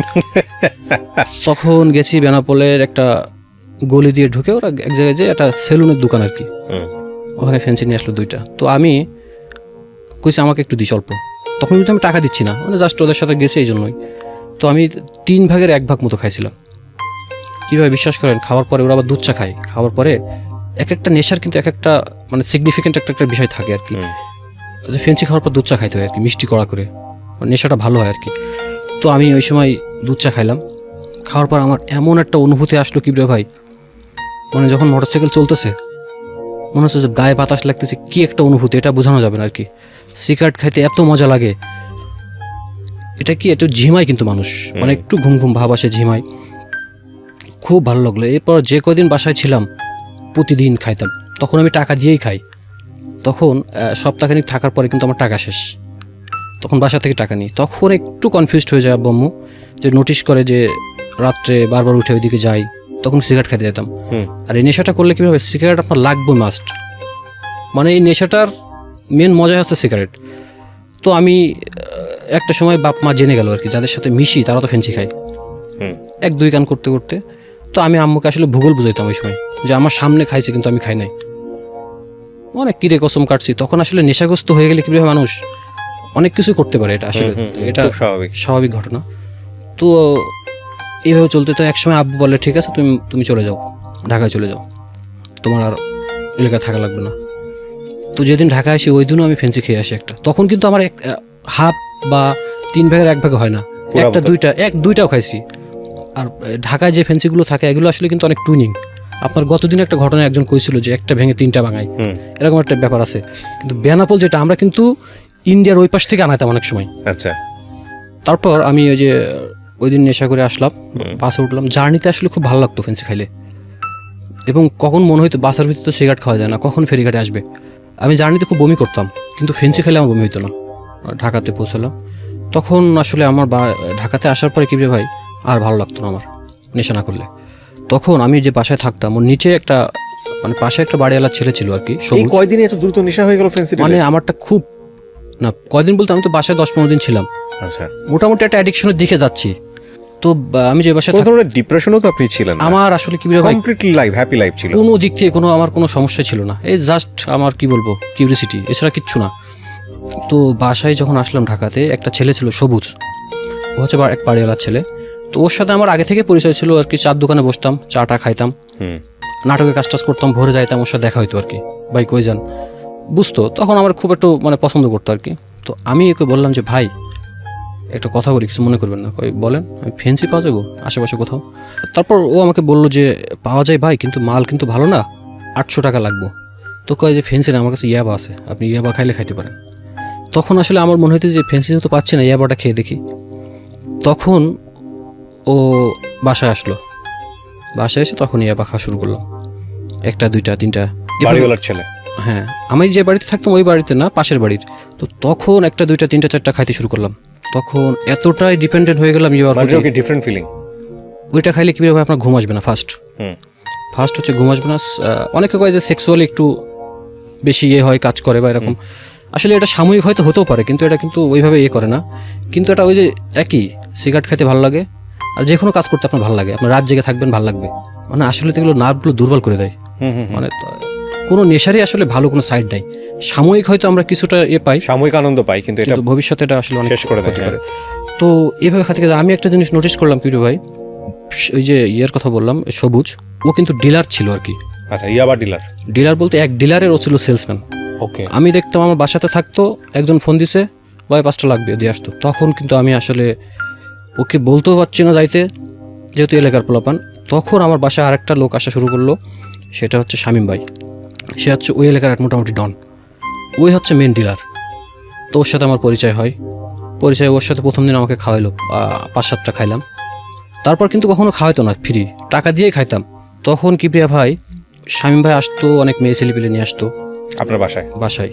বাড়িওয়ালাও জানতো, বাড়িওয়ালাও কিছু বলতে পারতো না, ভয়। বাড়িওয়ালা ওর সম্পর্কে জানতো, দারোয়ানও কিছু বলতো না। শুধু দারোয়ান আমাকে বলছিল যে মামা আপনি বাসা ছেড়ে চলে যান, গোপনে বাঁচতে পারবেন না। তো আমি আসলে ওই সময় নেশার জন্যই আসলে অত কিছু মানি নাই, ভাবি নাই। তো ওই সময় আসলে তখনও ওই যে গাঁজা আনতো অনেকে মাঝে মধ্যে ফেন্সিও নিয়ে আসতো এভাবে। কিন্তু তখন আমি নেশার আসলে আমার স্প্রেড হইতেছে নেশার চারিপাশ দিয়ে। তখন ওই যে খাওয়া শুরু করলাম, তখন বাবার পর খুবই ডিপেন্ডেন্ট হয়ে গেলাম। তখন এর ভিতরে আমার গার্লফ্রেন্ডের সাথেও সম্পর্কটা অনেক খারাপের দিকে যেতে লাগলো। আমি কথা বলতাম না। বাবা খাইলে আসলে বাপ মা বন্ধু বান্ধব, এই যে মানে গার্লফ্রেন্ড বউ, এদের সাথে কথা বলতে ভালো লাগে না। বাবা খেলে মানুষ প্রচুর কথা কয়, কিন্তু সেটা বন্ধু বান্ধব নিয়ে বা নেশার জগৎ নিয়ে আর কি, বাইরে আসলে খুব বেশি লাগতো না। তো ওই সময় বাসা থেকেও কিছুটা বুঝতে পাই, মানে আমি যে মেসে ছিলাম, আমার এলাকার অনেক ছোট ভাই ছিল, তারা কিন্তু কিছুটা নোটিশ করে তারা আস্তে আস্তে কিন্তু ম্যাচ ছেড়ে চলে যায়। তো এরকম দেখতাম শামীম ভাই মাঝে মধ্যে জুয়া খেলতো আপনার বাসাতেই। হ্যাঁ, 4-5 জন আসতো, রাত 12টার সময় সারা রাত থাকতো। বিরিয়ানি টিরিয়ানি নিয়ে আসতো, খাইতাম। তখন আসলে কী ভাই এমন সময় গেছে আমি 3 দিন কোনো ভাতই খাইনি। মানে বাবাটা খাইলে মানুষের একটু মানে লিকুইডের প্রতি একটু আগ্রহ থাকে, যে কোল্ড ড্রিঙ্কস বা পানি। তো ওই সময় আমি আসলে ভাত টাত খাইতাম না, মাঠা খাইতাম। ওই যে মাঠা পাওয়া যায়, মাঠা, তারপর কোল্ড ড্রিঙ্কস এই জাতীয় খুব লাগতো। কিন্তু নেশাটা যখন কেটে যেত কিবরে ভাই, এত অস্থির লাগতো, তখন মনে হতো আবার এখন একটা খাই, আবার মানে পিনিকটা আবার আসুক, আবার খাইতাম। তো একটা সময় আমি আসলে শামীম ভাইকে বিরক্ত করে দিয়েছিলাম, প্রায় 3টের সময় ফোন দিয়ে, ভাই একটা কন্যা সবুজরে দিতে। পরে আমাকে একদিন কয়, ভাই নেক্সট টাইম কখনো আমার কাছে ফোন দিবেন না, টাকা থাকলে আপনি খাবেন, না হলে নয়। তো তারপরেও কিন্তু আমি ওকে বাসায় আসা থেকে আটকাতে পারিনি। বাসায় আসতো, যখন আসতো 2-1টা খাইতে দিত আর কি। তখন কিন্তু আমার নাটক লাইন শেষ কিবিয়া ভাই। তখন আমার যে ডিরেক্টর ছিল তখন বললো যে আমি আপাতত একটু ব্যস্ত আছি, তোমার 3-4টে ডিরেক্টরের সাথে কথা হয়েছে, তুমি ওদের সাথে কাজ করো, যখন যার কাজ থাকে তার সাথে কাজ করো। একটা ডিরেক্টরের সাথে আমার লাস্ট কাজ করার কথা ছিল, সেটা হচ্ছে আপনি নাম বললেই চিনবেন, এক নামে। আমি যদি এখন নামটা বলি আপনি একবারে চিনবেন। তো ফোন দিত, আমি হ্যাঁ আসতেছি সকালে, আমি আসলে যাইতাম না, আমি ঘুমির থেকে উঠতাম 2টা-3টার সময়। তো এইভাবে আসলে সবাই আমার প্রতি একটা মানে বিরক্ত হয়ে গেল বা কেউ আর, এবং আমার যে ডিরেক্টর ছিল ও আর কথা বলা বন্ধ করে দিল, যে তোমার দিয়ে হইব না ভাই। বুঝতে পারছিল যে আপনি আমার একদিন কইছিল আমি মেবি মোস্ট প্রবাবলি তুমি নেশা করো। তখন কিন্তু ভার্সিটি 1 সেমিস্টার অফ হয়ে গেল, আমার ভার্সিটি যাওয়া বন্ধ। দেখেন কীভাবে জিনিসটা কী হলো। তখন আমি বাসা থেকে কিন্তু তখন ওই টাকা আমার হচ্ছে না। তো বেশি টাকা নিতেন কিভাবে? বেশি টাকা তখন আমি বলতাম যে আমি একটু সাবজেক্ট বেশি নিচ্ছি, তখন তো আমাদের 4টে করে সাবজেক্ট ছিল আর কি। আমি বলতাম যে 5টা নিচ্ছি, বা এই সেমিস্টার নতুন একটা কোর্স আছে করতে হবে। বাবা মা তো এত ডিটেলে যায় না, একদম সব বিশ্বাস করতো। আমার আব্বুকে ওই সময় আমি যদি বলতাম এখন 50,000 টাকা লাগবে একটা কোর্স করতে হবে, কোনো কথা নেই, আমি ফোন কাটার পরপরই দেখতাম ব্যাংকে চলে আসে, এরকম একটা সিচুয়েশন ছিল আর কি। তো এইভাবে বাসায় কিন্তু এরপরে আস্তে আস্তে বাসায় একটু জানতে পারে।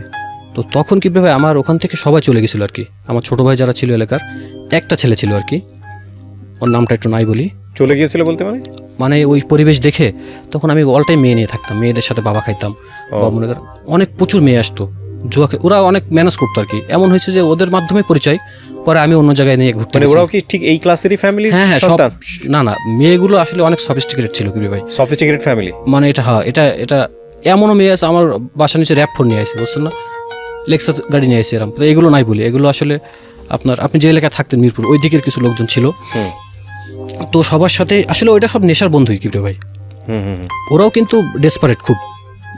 তো ওদের সাথেও আমি আসলে বিভিন্ন জায়গায় ঘুরতে যেতাম, অন্য জায়গায় মাল খেতে যেতাম। মানে এই সার্কেলটা আপনার পরিচিত অনেক হয়ে গেল। তো এভাবে ভার্সিটি 1 সেমিস্টার গ্যাপ হয়ে গেল, বাসা থেকেও। তখন আপনার প্রেমের কি অবস্থা? প্রেম চলতেছে, কিন্তু তখন নিপার কাছ থেকে আমি প্রচুর টাকা নিই। ও তখন নিপার কাছ থেকেও টাকা নিই প্রচুর, যে আমার আজকে পুলিশে ধরছে, কি কারণে ধরছে, আরে পুলিশে ঢাকায় মারানো ধরছে, আমি অমনি আসছিলাম, মানে বিভিন্ন রকম ইস্যু। বা আজকে আমার শরীর খারাপ, কাছে টাকা নাই, ম্যাচের টাকা বা বাকি হয়েছে, বা এই যে টাকা হারাই গেছে ভার্সিটি থেকে আসার সময়। আসলে কীভাবে এটা আমি যে কীভাবে করতাম বা কী জন্য করতাম, আমার এখন আর খুব ঘৃণা হয় নিজের প্রতি, মানে ওইটা মনে হইলো আর কি। ও টাকা পাঠাতো? ওর তখন আসলে ওদের মার্কেট আছে বেনাপোলে, আচ্ছা, ঘর ভাড়া উঠতো অনেক টাকা। তো ও একটা দোকান থেকে টাকা নিত আর কি। ওকে। তো টাকা থাকতো প্রচুর আসলে, আর একটা মেয়ে তো মানে ওই টাকা থাকতো ওর কাছে। তো ওর যত টাকা থাকতো আসলে আমিই নিতাম, বিভিন্ন মিথ্যা কথা বলে আরও দিত। পরে ও বলতো যে আমি জানি তুমি টাকা দিয়ে নেশা করবা, মানে ও বুঝে গেছিল, কিন্তু আমি তোমাকে বিশ্বাস করি, তুমি আমার সাথে চিট করছো, কিন্তু আমি তোমার সাথে চিট করতে পারবো না, টাকা আছে দিচ্ছি নাও, আমার কাছে আরও 2,000 টাকা আছে লাগলে দিও, এরকম বলেই দিত যে আরও 2,020 টাকা আছে বা 780 টাকা আছে, তোমার লাগলে বা নিও। এটা আসলে ও মানে খারাপ লাগা থেকে বলতো, অভিমান থেকে করেছে, কষ্ট থেকে। কিন্তু আমি আসলে ওটা বুঝতাম না। তারপর কি ভাই, নেশা চলতেছে, ভরপুর মেয়ে ছেলেপিলে আসতেছে। তখন আমার একটা মামার সাথে পরিচয় হয় এলাকারই, ও ছিল এক এমপি জামাই আর কি। তো ও তখন আমার বাসায় আসা শুরু করলো। তখন আমি ওই যে নেশামেশা করতাম, তো তখন ও আসতেছে টুকটাক, মেয়েটে নিয়ে আসতেছে, অনেক ওই যে মিউজিক ভিডিও টিডিও করে অনেক নায়ক নিয়ে আসতেছে। তো ওই সময় আমার ম্যাচে একটা ছেলে ছিল আর কি, সবাই কিন্তু চলে গেছে কি ভাই, একটা ছেলে ছিল। ও তখন দেখতাম ফোনে কথা বলতো যে 5 লাখ 4 লাখ, মানে ফোনে কথা করছে যে ভাই না 4 লাখ হবে না 5 লাখ। তো আমার একদিন আসলে কিউরিয়াসিটি থেকে তাকে আমি জিজ্ঞেস করলাম যে কি আসলে বিষয়টা কি। তো কইলো কাকা ভার্সিটিতে ভর্তি জালিয়াতি আছে, আপনার এক একটা স্টুডেন্ট ভর্তি হবে 4 লাখ 5 লাখ টাকা, আমি 60,000 70,000 টাকা কমিশন পাবো। কিভাবে হয় আসলে এটা একটু বলি কিভাবে হয়। সেটা হচ্ছে যখন ভার্সিটিতে ভর্তি শুরু হয় প্রচুর যে জালিয়াতি পাওয়া গেল, আমাদের অনেকে ধরা খাইছে, এই গত বছর ধরা খাইছে। এবং আপনার এই যে যমুনা টিভিতে রিপোর্ট হয়েছে, হ্যাঁ এটা খুব বহুল প্রচলিত ঘটনা। আমার মনে হয় যারা আজকে দেখছেন খুব মনোযোগ দিয়ে শোনেন যে প্রসেসটা আসলে কি করতো ওনারা। ওকে, আমরা এখান থেকে বিরতিতে যাব প্রিয় শ্রোতা, ছোট্ট একটা ব্রেক। আর একই সাথে আপনাদেরকে যেটা বলতে চাই, আজকের যিনি অতিথি আছেন তাকে যদি আপনারা দেখতে চান চলে আসবেন আমার পার্সোনাল ইউটিউব চ্যানেলে www.youtube.com/RJKibriya.FM, RJKEBRIA.FM চ্যানেলটি আছে কিবরিয়া আরজে নামে। ওখানে গিয়ে প্লিজ সাবস্ক্রাইব করে নেবেন এবং তারপর আপনার যে ভিডিওগুলো দেখতে ইচ্ছে করে, যা কমেন্টস করতে ইচ্ছে করে ওখানে করবেন। আমরা ছোট্ট একটা বিরতির পর আবারও ফিরে আসছি। সিস্টেমটা আমি জিজ্ঞেস করলাম, তো বললো সিস্টেমটা হচ্ছে ডিভাইস দিয়ে দেবে, মানে যে পরীক্ষার্থী তার কাছে ডিভাইস, এবং ছেলেরা আন্ডারওয়্যারের ভিতরে ডিভাইস রাখতো। তখন আসলে কীভাবে এতটা চেকিং ছিল না, এখন যেভাবে চেক করা হয়। আর মেয়েদের ক্ষেত্রে আপনার কানে যে একটা মেয়ে বরকা পড়লো, এখানে একটা ব্লুটুথ হেডফোন দিয়ে দিল, মোবাইলটা আপনার ইনার ভিতরে রাখলো, বা তখন কিন্তু আসলে ওইভাবে মেয়েদের ওইভাবে চেক হইতো না, বা ওই এত জানাজানি হয় নাই তখনও। পরীক্ষা 10 মিনিটের ভিতরে আপনার প্রশ্ন ওরা ফাঁস করে ফেলতো, যে কোনোভাবে ম্যানেজ করে। আর এটা সম্ভবত পরীক্ষা শুরু হওয়ার পরে প্রশ্ন ফাঁস করে, এটা কোনো আহামরি কিছু যে তা না। তো প্রশ্ন ফাঁস করে ওদের সলভিং টিম থাকতো। এমন স্টুডেন্ট ছিল কিবরা ভাই, বইটা পড়ে, কেউ ঢাকা ভার্সিটিতে ফার্স্ট ক্লাস, সেকেন্ড, থার্ড, এরকম অনেক ট্যালেন্ট, কারণ সুপার ট্যালেন্ট, মানে সব জানাশোনা এই টাইপের। মানে সলভ করতে গেলে তো আপনাকে বুঝতে হবে জিনিসটা, আপনার 5-7 মিনিটের ভিতরে সলভ করতে হবে। তখন একজন থাকতো সাধারণ জ্ঞানের, একজন থাকতো বাংলার। ওরে বাবা! তো সলভ করার পরে ওটা আবার ওরা ওই যে মোবাইল লিখতো, ধরো সেট এ পড়ছে আপনার, 1-এর অ্যান্সার 2, 2-এর অ্যান্সার বি, 3-এর অ্যান্সার সি। এখন ধরো একটা মেয়ের কাছে মোবাইল ডিভাইস কানেক্ট করা আছে, কিন্তু যতক্ষণ পরীক্ষা দিবে ওর সাথে কিন্তু কানেক্ট থাকবে মোবাইল ডিভাইস, যে হ্যালো তুমি কি শুনতে পাচ্ছ। যখন মেয়ে যদি মানে যে শোনে, যে তুমি যদি শুনতে পাও একটা কাশি দাও, তখন স্বাভাবিকভাবে পরীক্ষার হলে কিন্তু একটা মেয়ে কাশি দিতে পারে। একটা কাশি দিল, তোমার সেট কি পড়ছে, তোমার যে সেটটা পড়বে তুমি সেই সেটে কাশি দিবা। সেট এ কোনো কাশি নাই মনে করেন, সেট বি সে একটা কাশি দিল, তাহলে আমি কিন্তু বুঝলাম যে তার সেট বি পড়ছে। তখন আমি মানে এখান থেকে বলা হতো যে লেখো 1-এর 2, 2-এর 3, সুন্দর প্রসেস। সেও পরীক্ষা চান্স হয়ে গেল, টাকাও দিল, ক্লিয়ার। আর ছেলেদের ক্ষেত্রে হয়তো কি ছেলেদেরটা একটু টাফ ছিল, এটা হচ্ছে আন্ডারওয়্যারের ভিতরে মোবাইল রাখতো, কোনো এক সময় সুযোগ পাইতো আসলে কীভাবে, ওই সময় নাইতে এত তো সম্ভব ছিল না। মোবাইলটা বের করে শুধু সেটটা মেসেজ করে দিত একটা নাম্বারে, তো আমি লিখতেছি ফোন নিচে রেখে একটা মেসেজ করি যে সেট এ, তখন সব প্রশ্ন পাঠিয়ে দিতাম তারে, মানে আমি তো না, ওরা পাঠিয়ে দিত। লাস্ট 2 ইয়ার্স আবার অন্য সিস্টেম বার হয়েছে, সেটা হচ্ছে এই যে আপনার স্বর্ণা দিয়ে কানের ভিতর ঢোকান লাগে, এমন একটা ডিভাইস আছে, ছোট্ট একটা ডিভাইস, ওটা কোথাও রাখবে ইনার পয়েন্টে, আপনার স্বর্ণা দিয়ে, ওই যে স্বর্ণা মানে কানের ভিতর থেকে যে ওইটা দিয়ে ওইটা মনে করেন আপনার কানের ভিতর ঢুকে দেওয়া লাগে। তারপর আপনার কান চেক করলো কিন্তু কেউ জানতে পারবে না, কানে কিছুই নাই। হ্যাঁ, তারপর ওখান থেকে আপনি কানেক্টেড থাকবেন। তবে কিছু কিছু ক্ষেত্রে মানে একটু আসলে নোটিস করতো মানুষজন, যেমন একটা ছেলে আমি ভয়নিটে চতুর্থ হয়েছিল, হ্যাঁ চতুর্থ, তার এ গ্রেড মনে করেন, এ প্লাসও নাই। এটা কিন্তু সবার কাছে একটা প্রশ্ন আসে যে এই ছেলে কেমনে চতুর্থ না। হ্যাঁ, কিন্তু ইটস ভেরি রিস্কি। তারপরেও যে এখনো হয়, এই জন্য বললাম প্রতি বছর কিন্তু ধরা খাচ্ছে। পরীক্ষার সময় দেখবেন আপনি, এই হলে এতজন মানে ধরা খাইছে, গত বছরও তো ধরা খাইছে। ডিভাইস চেক হয় না যে মোবাইল ফোন নিয়ে যেতে পারবে না, আপনি মেয়েদের সব জায়গায় তো আর চেক করতে পারবে না, বা ছেলেদেরও আপনি চেক করলেন এতটুকুই। আর আসলে ওটা রাখারও সিস্টেম ছিল, ছোট মোবাইল রাখতো। আচ্ছা, ওটা টেকনিক, এটা নিয়ে রিসার্চ করতো আসলে ওরা। আচ্ছা আচ্ছা, হ্যাঁ। তো তারপর আমি ওকে বললাম যে আমি করা স্টুডেন্ট ম্যানেজ করি, তুই শুধু আমাকে, তোর তো দায়িত্ব থাকে 5টা 7টা 10টা স্টুডেন্ট, তুই শুধু আমাকে কোর্সিনগুলো, আমি তোর কাছে বলবো এই সেট, তুই কোর্সিনগুলো আমাকে দিয়ে দিবি। তখন আমি এলাকায় 6টা স্টুডেন্ট ঠিক করলাম, 6টা, 4 লাখ টাকা নিচে একটাও না, 4.5 লাখ 5 লাখ এরকম। টাকার সিস্টেমটা কি হতো? ভর্তি হওয়ার পর চান্স হওয়ার পর টাকা দিবে। আর আসলে কেউ টাকা মারতো না, কারণ তারা বুঝতো যে যেভাবে ছেলে পোলা ভর্তি করতেছে এদের অবশ্যই একটা অনেক বড় লিঙ্কেজ আছে, মানে যদি কোনো কারণে টাকা টুকা মাইরে খায় তাহলে লাইফ। এবং আমি এটাও কইতাম যে আপনার ছেলে কিন্তু বাঁচতে পারবে না, ভার্সিটিতে শেষ। আর সব তো আমার গ্রামে, বুঝছেন, এলাকার। সো ওই ধরনের মানুষজন এত চিটিং বা করবে এরকম না। তো 6টা ছেলে নিয়েছিলাম, মেবি একটা ডিভাইস নিতে পারিনি, মানে বেরই করতে পারিনি। পরীক্ষার হলে হয়তো একটু কড়াকড় ছিল আর কি, এই জন্য। তো ওই সময় ও আমাকে, আরও আমার সাথে 2-3টা ছোটো ভাই ছিল, ওই সময় ও আমাকে এই যে আমার 3টা না 4টা সেট পড়ছিল, ঠিক এইভাবে কিন্তু আমি ওদের সাথে কানেক্ট করতেছি। হ্যাঁ, মোবাইল নিয়ে গেছে ভিতরে, মেসেজ করে দিয়েছে, সেটে পাঠিয়ে দিছি, ও আমার পাঠিয়ে দিল। ও কিন্তু আমার করছে জাস্ট যে আমি পারবো কি হবে না এটা কিন্তু জানে না। আর ও জানতো না যে 5-6টা, ও জানতো 2টা বলতে মানে আমি 2টা স্টুডেন্টের কাজ করব। আমি বললাম যে আমার কাছে টাকা পয়সা দরকার, তুই একটু আমার সিস্টেম করে দে। তো আমার ওই সময় 5টা স্টুডেন্ট চান্স পেয়েছে, এবং সব র্যাঙ্কিং ভালো, সব মানে খুব। এর বাইরেও আমার 2-3টা স্টুডেন্ট ছিল কমিশনে দেয়া, যে আমার 50,000 টাকা দিবে। তখন আমি কইলাম এই টাকা আমার দেওয়া লাগবে না, তুই নিয়ে নে। তো ওই সময় কিন্তু আমার কাছে একটা হিউজ টাকা আসে। কত টাকা আনুমানিক? আপনার 5টা স্টুডেন্ট যদি আপনি অ্যাভারেজে 4 লাখ টাকা করে ধরেন, তাও তো 20 লাখ টাকা। এখানে একটা ব্যাপার আছে কি ভাই, টাকা কিন্তু আমাকে কেউ একবারে দেয়নি। এখন গ্রামে তখন তো আসলে আমি যারে পাইছি তারে নিছি, আমি জানি তার টাকা দেওয়ার ক্যাপাসিটি নাই, তারও নিছি, কারণ আমার তো স্টুডেন্ট পাইতে হবে। তো এরকম টাকা দিত 2 লাখ 2.5 লাখ, ধর একজন 2 লাখ দিচ্ছে, ওইটা দিয়ে 1 মাস খাচ্ছি, 2 মাস খাচ্ছি, এসব ইয়াবা। ইয়াবা। তখন শেষ, 2 লাখ শেষ। আবার যখন টাকা শেষ, আঙ্কেল টাকা দেন, আরেকজন দিত। এভাবে কিন্তু টাকা আমি এক জায়গায় করতে পারতেছি না। একবারে মেবি আমি 7-8 লাখ টাকা এক জায়গায় করছিলাম একবার। সেটা হচ্ছে আমি ওই সময় আমার কি যেন মনে হলো, আব্বুকে একটা বাইক কিনতেছিলাম, পালসার, 2,08,000 টাকা আমার মনে পড়ে। আর আমার গার্লফ্রেন্ডের একটা চেন বানিয়ে দিয়েছিলাম। আর তখন আমি ওই যে কেনাকাটা করতাম প্রচুর, স্টার সিটিতে যাইতাম, বসুন্ধরা সিটিতে যাইতাম, মানে খুব সুন্দরভাবে সময় পার করতাম আর কি। তখন টাকা কিন্তু এভাবে আমার শেষ হইতেছে ভাই। তখন ভার্সিটি যাচ্ছি কিন্তু রেজাল্ট অনেক খারাপ হয়। আমি যেখানে 3.63 3.7 পাইতাম, এখন পাই আমি 2.9 2.6, খুব খারাপের দিকে যাচ্ছে। তো তারপর আমার সাথে যে মামার কথা বললাম আপনাকে, মামার পরিচয় হয়, ওর সাথে এক কাস্টম কমিশনারের ছেলে আসতো, এক ব্যারিস্টারের ছেলে আসতো, আরও অনেক আছে, এক খ্রিস্টান একটা ছেলে ছিল। তখন আমরা জুয়া খেলতাম আর কি, 3 কার্ড। তখন আমি 3 কার্ড কিন্তু বুঝি না কি রে ভাই, আমাকে শিখাইছে। আমি কিন্তু অনেক পরে যে বুঝতে পারছি ওরা আমার সাথে চিট করে জিততো। তো এরকম হয়েছে, একদিনে 2 লাখ টাকা হারছি। এবং তাস খেলতাম অনেক পপুলার ব্যক্তির সাথে, যেটা নাম বলা যাবে না, নাম বললে সমস্যা আছে, নাম বলা যাবে না। এবং আমাকে এখনও অনেকে চেনে, এখনও কিন্তু অনেকে চেনে, মাঝে মধ্যে মেসেঞ্জারে নক হয়, কথা হয়। তো ওই সময় নেশাটা, নতুন নতুন নেশা আসলো আমার লাইফে। নেশা কিন্তু তখন চলতেছে ভরপুর, তখন টাকা তো মানে শেষ নেই। আমি 3 দিন 4 দিন ঘুমাই না। তখন ফেন্সও আনতেছি আপনার মোহাম্মদপুর, যে জেনেভা ক্যাম্প, ওখান থেকে। তখন দেখেন আপনি, আমি একটা খাচ্ছি ঘুম না হওয়ার জন্য, আর একটা খাচ্ছি ঘুম হওয়ার জন্য। এমনও সময় গেছে আমি যে ঘুমের ওষুধ ডিসোপিন 2, ডেক্সপোটেন 2টা খাই লইছি, ঘুম আসে না আমার, মানে এত পরিমাণ বাবা খাইছি, ঘুম আসে না। তখন কিন্তু বাড়িতে হুলস্থুল অবস্থা কি রে ভাই, তখন সবাই জানে গেছে। তারপর আমার যে নতুন নতুন নেশার সাথে পরিচয় হলো আর কি। তখন নিয়ে আসলো লুপিজেসিক, এটা হচ্ছে আপনার ইঞ্জেকশন নিত। তখন আমি নিতে পারতাম না আসলে, আমি ওইটা নিইনি কখনো। তারপর ওই যে ওরা হিরোইন নিয়ে আসতো, হিরোইন খেতাম। আরেকটা নেশা আমি কয়েকবার নিয়েছি, সেটা হচ্ছে LSD নাম শুনেছি আমি। এটা হচ্ছে লাস্ট স্টেজ অফ ড্রাগ, মানে এর থেকে ভয়ঙ্কর কিছু আর হতেই পারে না। তখন এই নেশাটা আপনার একটা যে কিছু কিছু সময় পানের ভিতরে একটা জরি মতো দেয় কিন্তু, পান খাওয়ার ওরকম একটা পেপার আপনি জিব্বায় দিলেন, ফয়েল পেপারের মতো। হ্যাঁ ফয়েল পেপারের মতো আপনি জিব্বায় দিলেন, সেকেন্ডের ভিতরে শেষ। কিন্তু আপনি পৃথিবীতে আর নাই এরকম মনে হবে, আপনার শরীর ফুল ছাড়া দিব।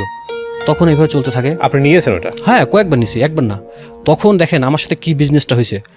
একটা ফেন্সি নিয়ে আসতো 500 টাকায় মনে করেন, বা 700 টাকা 800 টাকায়, আমার কাছে 2000 টাকাও নিছে। বুঝতো আপনার কাছে টাকা আছে। এবং আমি জুয়া খেলে অনেক টাকা হারছি। তো এই করতে করতে ভার্সিটিও আসে, ভার্সিটি চলতে, নাটক শেষ, নাটক কিন্তু ফুল শেষ। ভার্সিটি শেষের দিকে কিন্তু রেজাল্ট হয় জঘন্য খারাপ, 2.63 পাইছে, 2.6, মানে যেমন তেমন পাস। তো এইভাবে চলতে থাকে। তারপর একটা সময় আমার ছোট ভাই, ওই সময়টাতে কি মনে হতো যে জীবনে আর কিছু দরকার নাই, আমি মাঝে মধ্যে না কাঁদতাম একা একা। কিন্তু বিশ্বাস করেন, যখন আমার নেশার এটা কেটে যেত, আর খাবো না। আমি এরকম হয়েছে যে এখন যে বলি যে হোম কোয়ারেন্টাইন, আমি নিজেকে ঘরে আটকে রাখতাম 2-3 দিন, বের হবো না, কারো দরজা খুলবো না, আমি নাই বাসায়। কিন্তু আমি নিজে আবার ফোন দিতাম, পারতেছি না আর। এরকম ওই সময় কাউকে পাশে পেতেন যে সে সাপোর্ট দিবে, বা যে তুমি যেও না, বা এরকম? আমার এই যে ফ্রেন্ড ছিল ভার্সিটির, শিমুল নাম করে একটা, ও আমাকে খুব সাপোর্ট দিত আর কি। আসলে ওই সময় ভালো লাগতো না। তখন আমি মানে ব্যাড কোম্পানিগুলো আমি আসলে বাদ দিয়ে দিছি, মানে সরি, আমার ব্যাড কোম্পানিগুলো আমার কাছে, তো আমি ড্রিঙ্কস করতেন না, আমি মদের প্রতি আমার ওই ধরনের কোনো আগ্রহ ছিল না। আর কীভাবে আমি আসলে, তখন আমার একটা জিনিস মনে হইতো যে প্রথম যে কেন সিগারেটটা আমি খাইছিলাম, আসলে আমি একটা সিগারেট থেকে আজকে এই অবস্থা। এই কথাটা বলি, এটা আমি পরে নোট করবো আপনাকে, আমি বলবো, এটা একটা রিলেট আছে কথাটার সাথে। First dose does the damage, আপনার নেশার প্রথম টানটাই কিন্তু সর্বনাশের পথ শুরু করে, আপনি দেখবেন এটা। তো তারপর আমার আম্মু, আমার গার্লফ্রেন্ড, তখন তারা ঢাকায় চলে আসে। তখন আমি কথা বলতাম না, টাকা না দিলে কথা বলতাম না, নিবার কাছে টাকা চাইতাম। একটা মেয়ের কাছে যতই টাকা থাক, কত থাকবে, স্বাস্থ্য খারাপ হয়ে গেল না একদম। আমাকে দেখে সবাই বুঝতো নেশাখোর। তো ওরা আসলো, তো এসে দেখলো যে আমাকে না বলে চলে আসছে আমার বাসায়। তখন আমার ছোট ভাই AIB-তে পড়তো, ও বাসার মধ্যে বাসায় আসতো, তো ওরে তো সবাই চিনতই। ও মেসেজ এসে কইছে, ভাই আমরা যে আসছি কাউকে কবেন না, ওরে কবেন না। তো আম্মু, ছোট ভাই আসে। তো ওই দিন আমি বিকালে আমার সাথে ওই টিম সহ 7-8 জন, 4-5টা মেয়েরা নিচে দাঁড়াইছিল। আগে দেখি পরিবেশটা কি। উঠছি, দরজা খুলে দেখি আমার আম্মু, আমার গার্লফ্রেন্ড, কি একটা সিচুয়েশন, এবং সবাই দেখতেছে, কারোর এখানে দাড়ি, আসলে গ্রামগঞ্জের লোক কিন্তু এগুলো একটু স্টাইলিশ, হাতে কারোর ব্রেসলেট ঝুলতেছে, চুল লাল, এবং দেখে বোঝা যাইতেছে নেশাখোর। পরে আমার যে মামা ছিল পরিচিত, যে বললাম, আমার আম্মু বললো যে তুই এর সাথে নেশা করো, সেটা ঠিক কয় না, কোনো নেশা নেই, কিসের নেশা। কিন্তু আসলে কিন্তু বুঝছে, পরে আমি চলে গেছি রাগ করে। তারপর বাসায় আসলো, বাসায় এই পরিবেশ দেখে আমার ভার্সিটি গেল আমাকে না জানিয়ে। তো দেখলো যে 1 সেমিস্টার গ্যাপ দিছি, রেজাল্ট খারাপ। তখন আসলে আব্বু শক্টের, আম্মু খুব কাঁদতো আর কি। মানে গার্লফ্রেন্ডও তখন কথা বলতো, কিন্তু ওরা চলে গেল, চলে যে আমার টাকা পয়সা দিয়ে বন্ধ করে। তখন আমার 1 সেমিস্টার বাকি ছিল কিভাবে ভাই, 1 সেমিস্টার। পরে আব্বু বললো তুই আবার নতুন করে সাবজেক্ট নিয়ে রেজাল্ট ভালো করতে হবে।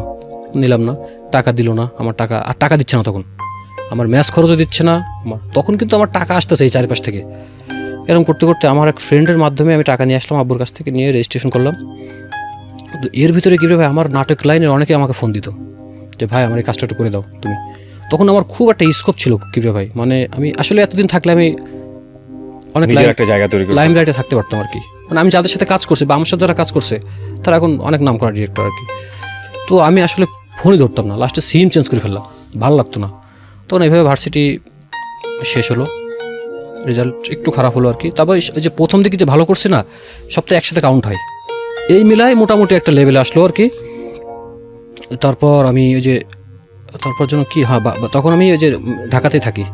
তখন একটা সময় আমার বললো যে বাসায় চলে যাইতে, তখন তার হচ্ছে না। তখন নিপাও বললো যে তুমি বাসায় আসতে পারলে সম্পর্ক থাকবে, আর না হলে আমি বিয়ে করবো না জীবনে, কিন্তু সম্পর্ক থাকবে না। তো ওই সময় আমাকে বাসায় যাওয়া হলো আর কি।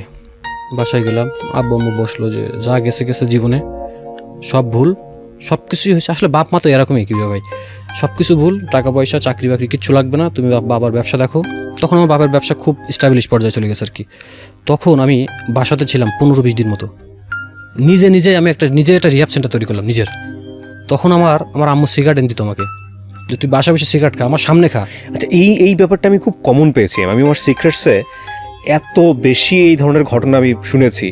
আমি অনেক গল্প পেয়েছি এরকম, যে বাবা মা শেষ পর্যন্ত এরকম করে যে নিজের সন্তানকে যেটা তাদের যেটাই হোক না কেন মানুষের সামনে যাতে না যায়, মানুষের সামনে যাতে না করে, এবং আত্মসম্মানের জন্য হোক বা যাই হোক যেটার জন্য হোক না কেন নিজের ঘরের মধ্যে করো, এইরকম একটা পরিস্থিতিতে নিয়ে আসে। আমি জানি না এটা কতটা কষ্ট থেকে তারা করে, but it's very unbearable situation. Okay, আমরা এখান থেকে বিরতিতে যাব প্রিয় শ্রোতা, ছোট্ট একটা ব্রেক। আজকের যিনি অতিথি আছেন তাকে যদি আপনারা দেখতে চান, চলে আসবেন আমার পার্সোনাল ইউটিউব চ্যানেলে www.youtube.com/rjkibriya.fm। চ্যানেলটি আছে কিবরিয়া আরজে নামে, ওখানে গিয়ে প্লিজ সাবস্ক্রাইব করে নেবেন, এবং তারপর আপনার যে ভিডিওগুলো দেখতে ইচ্ছে করে, আমরা যেখানটায় ছিলাম তারপর বলেন। তারপর আমি ওই যে বাসাতে থাকলাম, তখন কিন্তু কীভাবে আমি সুস্থ, আমার তখন নেশার জন্য খারাপ লাগতো, কিন্তু আমি বেরোতাম না। আমি নিজের ভিতরে একটা মনোবল তৈরি করলাম যে না, নেশার করবো না। তখন আমি আব্বুর সাথে অফিসে যাই, তখন সুস্থ আমি ফুল, শুধু সিগারেটটা খাই আর কিচ্ছু খাই না। মানে আব্বুর সাথে সকালে অফিসে যাই, আবার রাত্রে চলে আসি। এর ভিতরে যখন অফিসে থাকতাম, আব্বুই অফিসে এমপ্লয় যারা ছিল বলতো যে ও সিগারেট খা, কোনো সমস্যা নেই, ওর সাথে থাকবি। তো আমি অফিসের সাথে যে সিগারেট খেতাম, আমার আব্বু জানতো আমি সিগারেট খেতে যাচ্ছি, একজন সাথে পাঠাইতো, এতটা কেয়ারিং ছিল। তো এইভাবে চলতে চলতে ব্যবসা, তখন আমি বেশি আসলে কি বাপের ব্যবসা, তো তখন ওই যে প্রয়োজন মতোই নিতাম আর কি, 8,000 10,000, মানে সপ্তাহে 2,000 3,000 এরকম নিতাম। নিয়ে কী করতাম, আমি কিন্তু বাজার করতাম ওই টাকা দিয়ে, বাসায় যা খাইতে মন চাইতো খাইতাম, একটু নেট ভরতাম, নেট চালাম। মানে তখন মানে আমার অবস্থাটা খুব ভালো আর কি, যা গেছে গেছে, পাস্ট ইজ পাস্ট।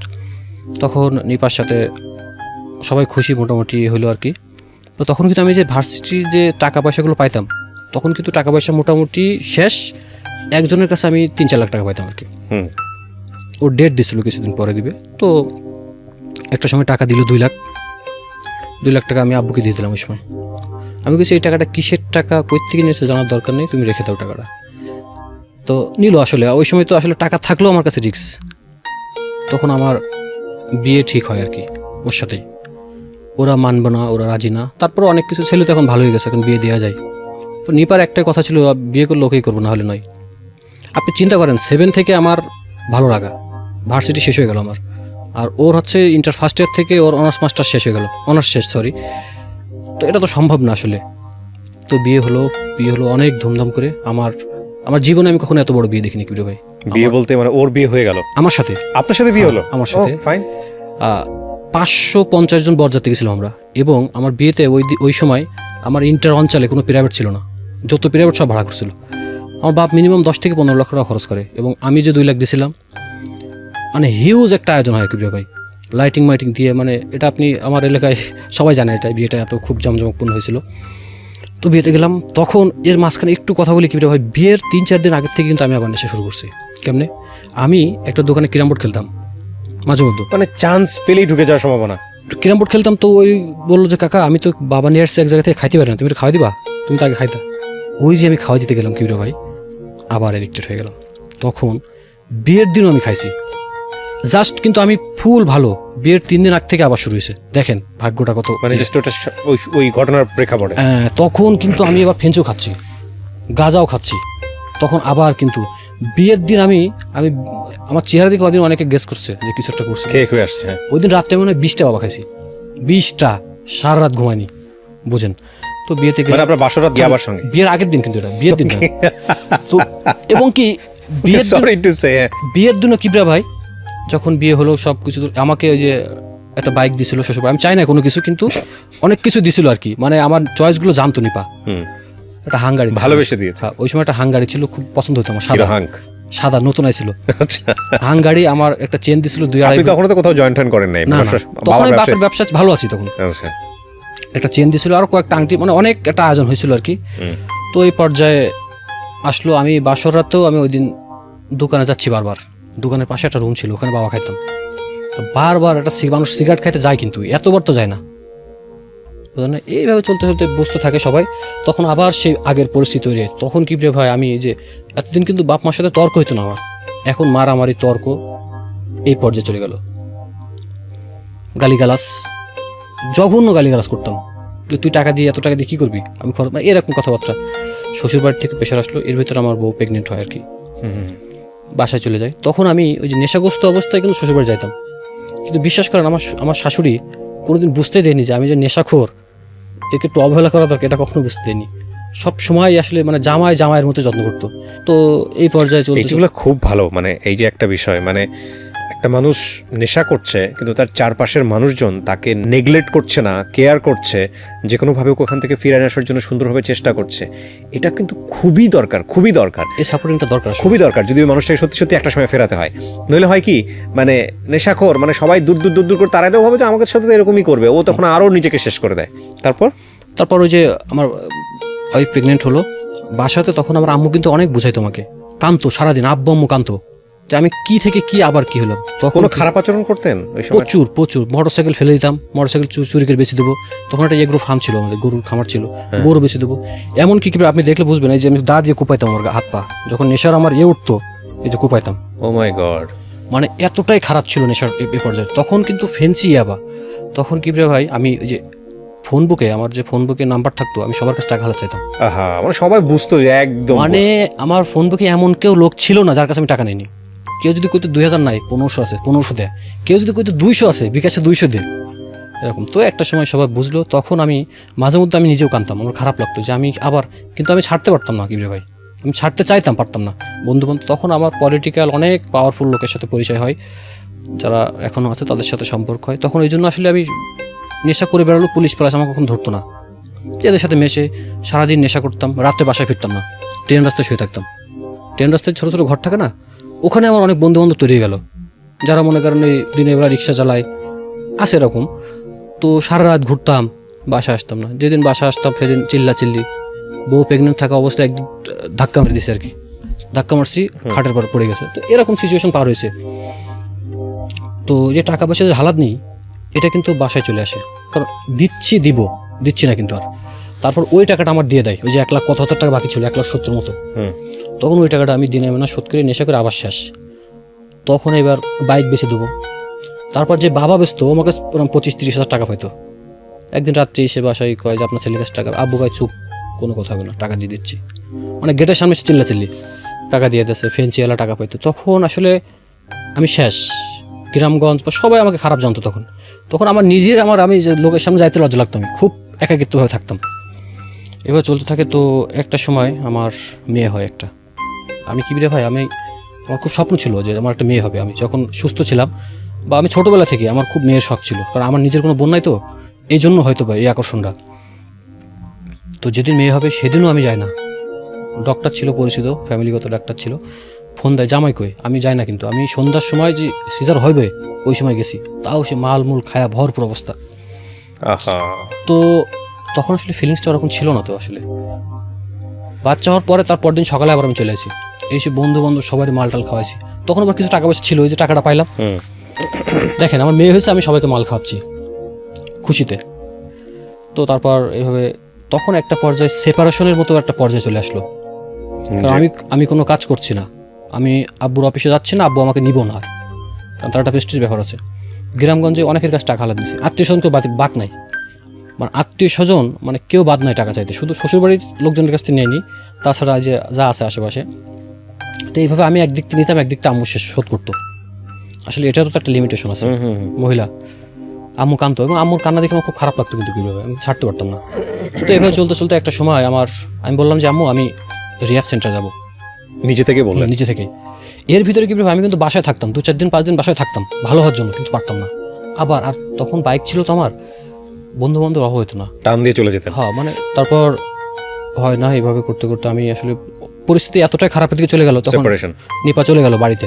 সেপারেশন ঠিক না, বাড়িতে আবার বোঝাই শুনে আসলাম, নেশা করবো না, ভালো হয়ে গেছি। আমার আব্বু আম্মা আমার কি ভাই, এগুলো আমার খুব খারাপ লাগে, আমার পায়ে জড়ায় ধরছিল আমার আম্মু। মানে এই স্মৃতিগুলো যখন মনে হয়, আসলে আমার এই যে আমি এখানে বসে কথা বলছি কি ভাই, এটা ফুল আমার মায়ের অবদান। নিপা ছিল, নিপা একটা রোল প্লে করছে, কিন্তু টোটালি আমার মায়ের অবদান। তারপর আমি চলে যাই, আমার এই যে একদিন রাত্রে রিহ্যাব সেন্টার থেকে ওদেরকে ফোন দেয়।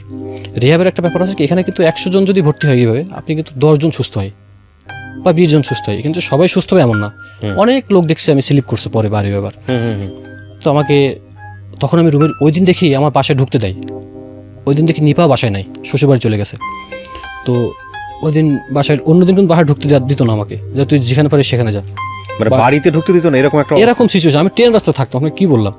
কিসে থাকতেন? ট্রেন রাস্তায় যে ছোট ছোট ঘর আছে না, ওখানে ঘুমাইতেন রাতের বেলা? ওদের সাথে থাকতাম। মানে এই যে এটা আসলে মানে তারপর আমি ঢুকতে দিল ওই দিন আমাকে, ঢুকে আমি বাসায় দেখি ওই দিন আমাকে খুব ভালো ব্যবহার করতেছে আব্বু আম্মু। মানে ওই রিহ্যাবে দিয়ে দিবে তুই ওই দিন দেখি যে মুরগির মাংস, মানে আমি যা যা পছন্দ করি খুব খাওয়া দাওয়া করে খাইতে পারতাম না, কি আসলে এত করে খাইতে পারতাম আমি, তখন রুচি থাকতো না খাওয়া, নেশা করলে। ওই দিন বাবা খেতে করছে বাসার, তখন আমি বাসার ভিতরে বাবা খাইতাম, আপনার এয়ার ফ্রেশনার মারতাম, গোলাপ জ্বালাইতাম, মানে আসলে গন্ধটা বাইরে যাইতো না। বাবার কিন্তু একটা গন্ধ আছে। হঠাৎ 3-4টের দিকে আমার দরজায় নক, রাতের বেলা। হ্যাঁ ভাই আমরা থানা থেকে আসছে, ওসি সাহেব আপনাকে একটু দেখা করতে গেছে। তখন একটা কি যে একটা আতঙ্ক, তখন আমি, আমার রুম তো পাশে ছিল, আব্বুদের পাশে আমাদের পাশে, আব্বু আমাকে ডাকি, কেউ ডাক শোনে না। আমার ছোটো ভাইকে ডাকি, তখন ওর বাসায় গেছে, কেউ ডাক শোনে না। পরে দরজা খুললাম, আমি বললাম ভাই আপনার রিহ্যাব সেন্টারতে, বুঝছি তো দেখেই, কোনো টানা হেঁচড়া করার দরকার নেই, চলেন। তো গেলাম, ওই দিন আমার কাছে মনে হচ্ছে আমি বাসা ছেড়ে চলে যাচ্ছি, কি একটা খারাপ মানে। তারপর গেলাম, একটা মাইক্রো নিয়ে আসলো, ওরা তুললো। ওই দিন যখন বাসে উঠে কি ভাই গান চালায় আর কি, যে ছেলে আমার বড় হবে, মানে ওরা আসলে ইমোশনালি মানুষকে একটু শক দেওয়ার চেষ্টা করে, মার গান বাপের গান, তখন আমার খুব খারাপ লাগে। তো এইভাবে রিহ্যাব সেন্টারে গেলাম। তো রিহ্যাব সেন্টারে যাওয়ার পরে ওর ভিতরে যেয়ে দেখি কারোর কাপড় নাই, মানে সব তো নেশাখোর, সব তো এরকম মনে করেন এক্সট্রিম লেভেলের নেশা, এক্সট্রিম লেভেল, মানে এক্সট্রিম লেভেল ছাড়া তো আসলে রিহ্যাব সেন্টারে কেউ যায় না। রিহ্যাবটা কোথায়? যশোরে? যশোরেই, খুব নাম করা আর কি। তো কেউ এসে আমাকে ভাই আসসালামু আলাইকুম, মানে এক একজন কারো তার কাটা, মানে কি যে অবস্থা। তো আমাকে বসালো উইথড্রল রুম, আপনি যখন প্রথম যাবেন ওখানে আপনার একটা উইথড্রল রুম আছে। কি জিনিস এটা? এটা হচ্ছে আপনি প্রথম 3-4 দিন আপনাকে ওই রুমে রাখবে। সেটা হচ্ছে আপনি বাথরুমে গেলেও আপনাকে হাত ধরে নিয়ে যাবে, মানে একটা ফুল রেস্টে। আমাকে কয় কী খাবেন, আমি কিছু 1 প্যাকেট ব্যঞ্জন নিয়ে আসেন, একটা তেহারি নিয়ে আসেন 1 প্যাকেট, আর একটা স্পিড নিয়ে আসেন, এই বলছি।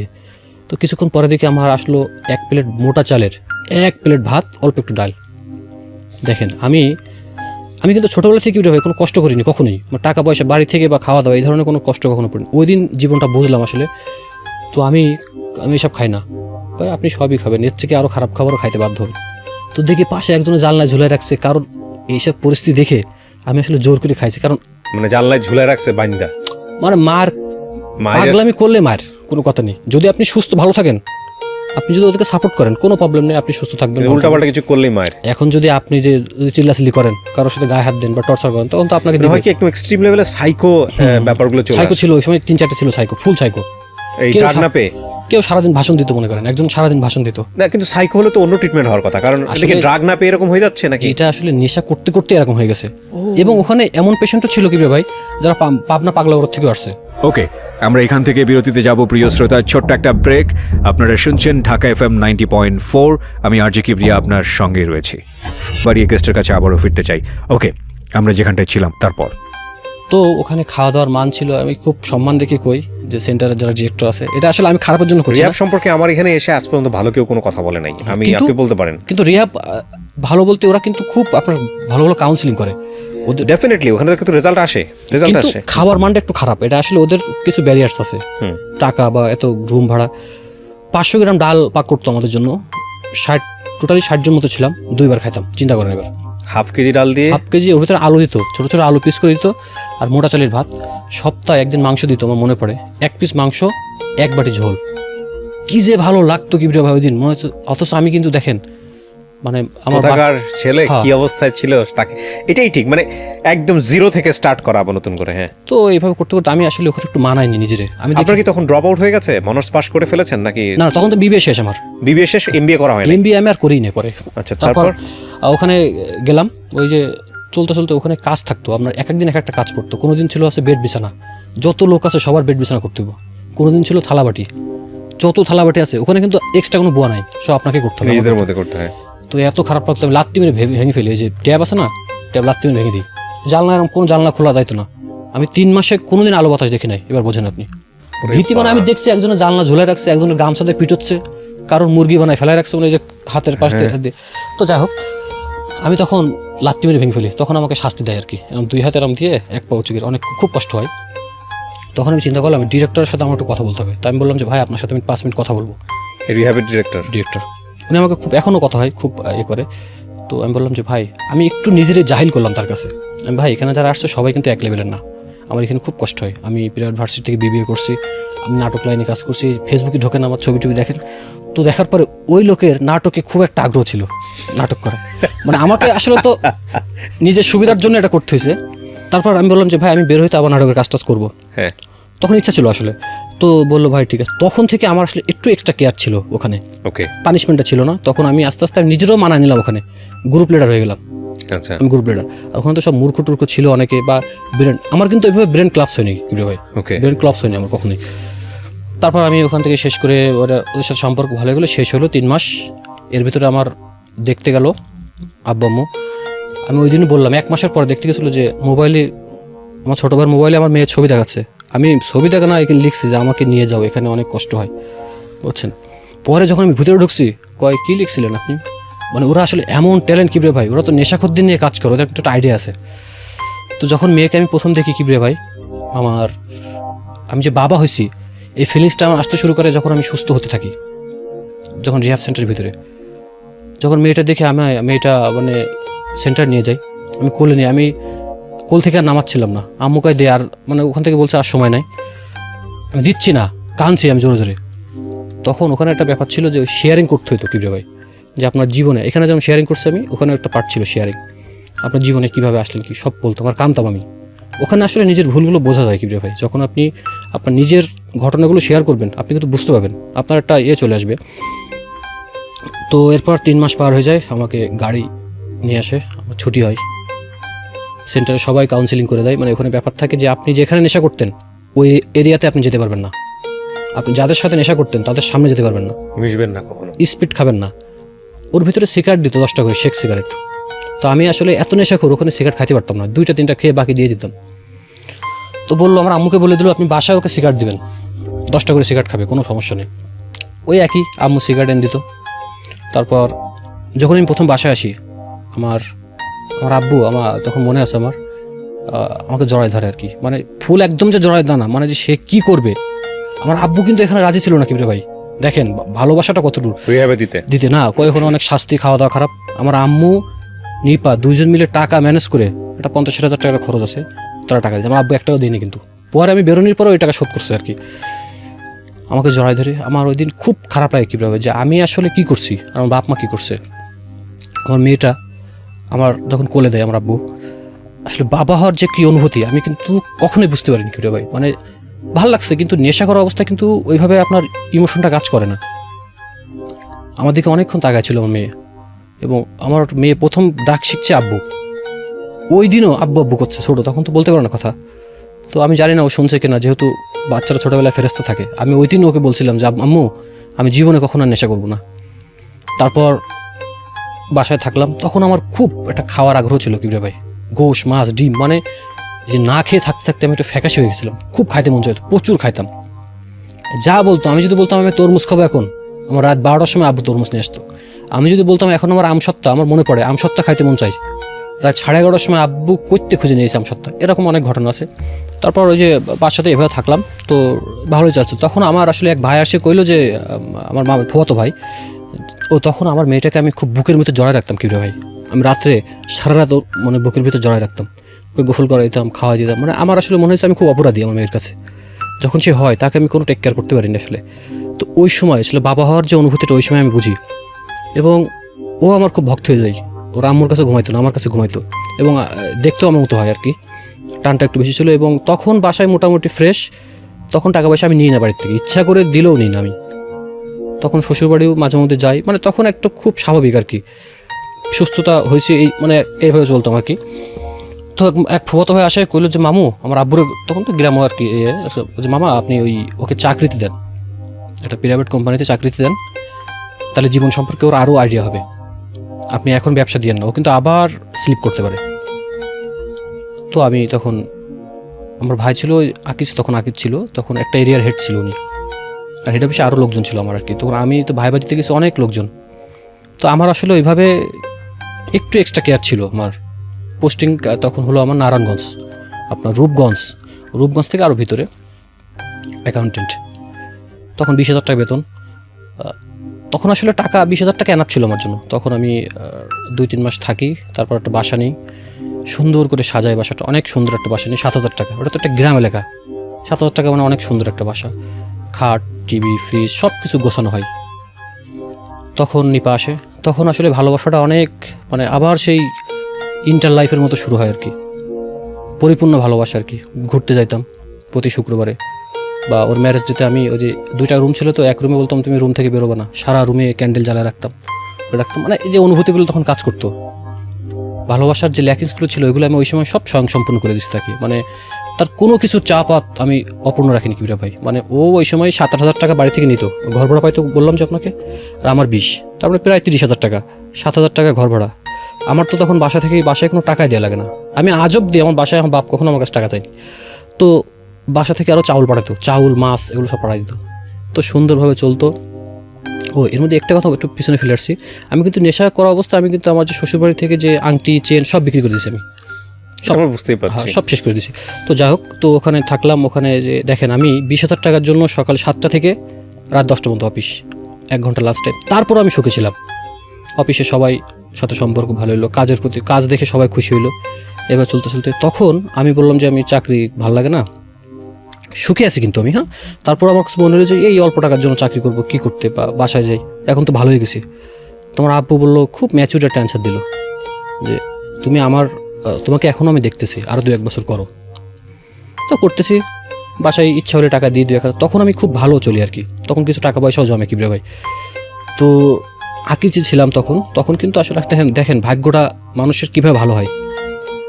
হঠাৎ করে আমার এই যে কোম্পানিটা বিক্রি হয়ে গেল জাপান টোবাকোর 12,500 কোটি টাকায়। হ্যাঁ, আমরা পড়েছি পত্রিকাতে। এবং যেটিআই কিন্তু খুব একটা মানে কি বলবো, এমপ্লয়ীদের সুযোগ সুবিধা দেখার জন্য যেটা বিশ্বে একটা খুব নাম করা প্রতিষ্ঠান, মানে রাতারাতি চেঞ্জ হয়ে গেল পুরো চেঞ্জ। মানে ওই দিনে আমাদের যখন নিল, বেতন বাড়লো, মোবাইল বিল 2,000 পাই আমি, দেখেন মোবাইল বিল বাড়লো, রিওয়ার্ড দিল, আবার হচ্ছে আপনার আমাদের তো শুক্রবার বন্ধ থাকে। ইভেন আকিজ টোবাকো তো বাংলাদেশের একটা অহংকার না, এই অবশ্যই, প্রথম কোন একটা কোম্পানি বিদেশি ভাবে এত কোটি টাকা দিয়ে এত কিছু দিয়ে বিক্রি এটাই হয়েছে। সবচেয়ে বড় ইনভেস্টমেন্ট বাংলাদেশের ইতিহাসে প্রাইভেট সেকশনে। ওরে বাবা।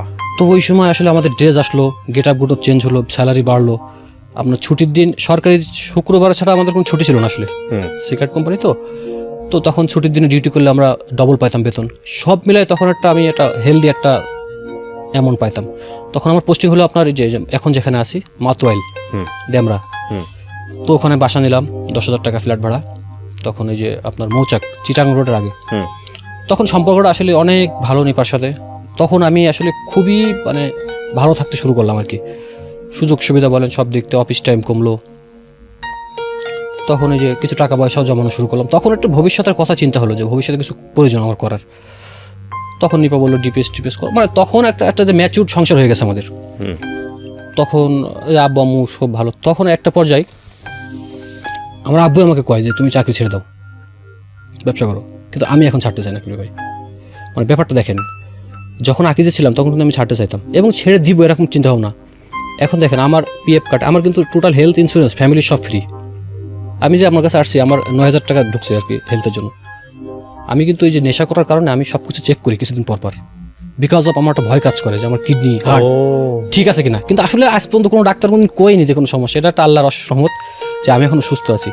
তারপর ওখানে হলাম, আমার বউ নিয়ে থাকি, শ্বশুরবাড়ি থেকেও সবাই খুব হ্যাপি। আমি সুস্থ হওয়ার পরে আমার শ্বশুরবাড়ি থেকেই আমার বোন নামে একটা জমি লিখে দিয়েছে।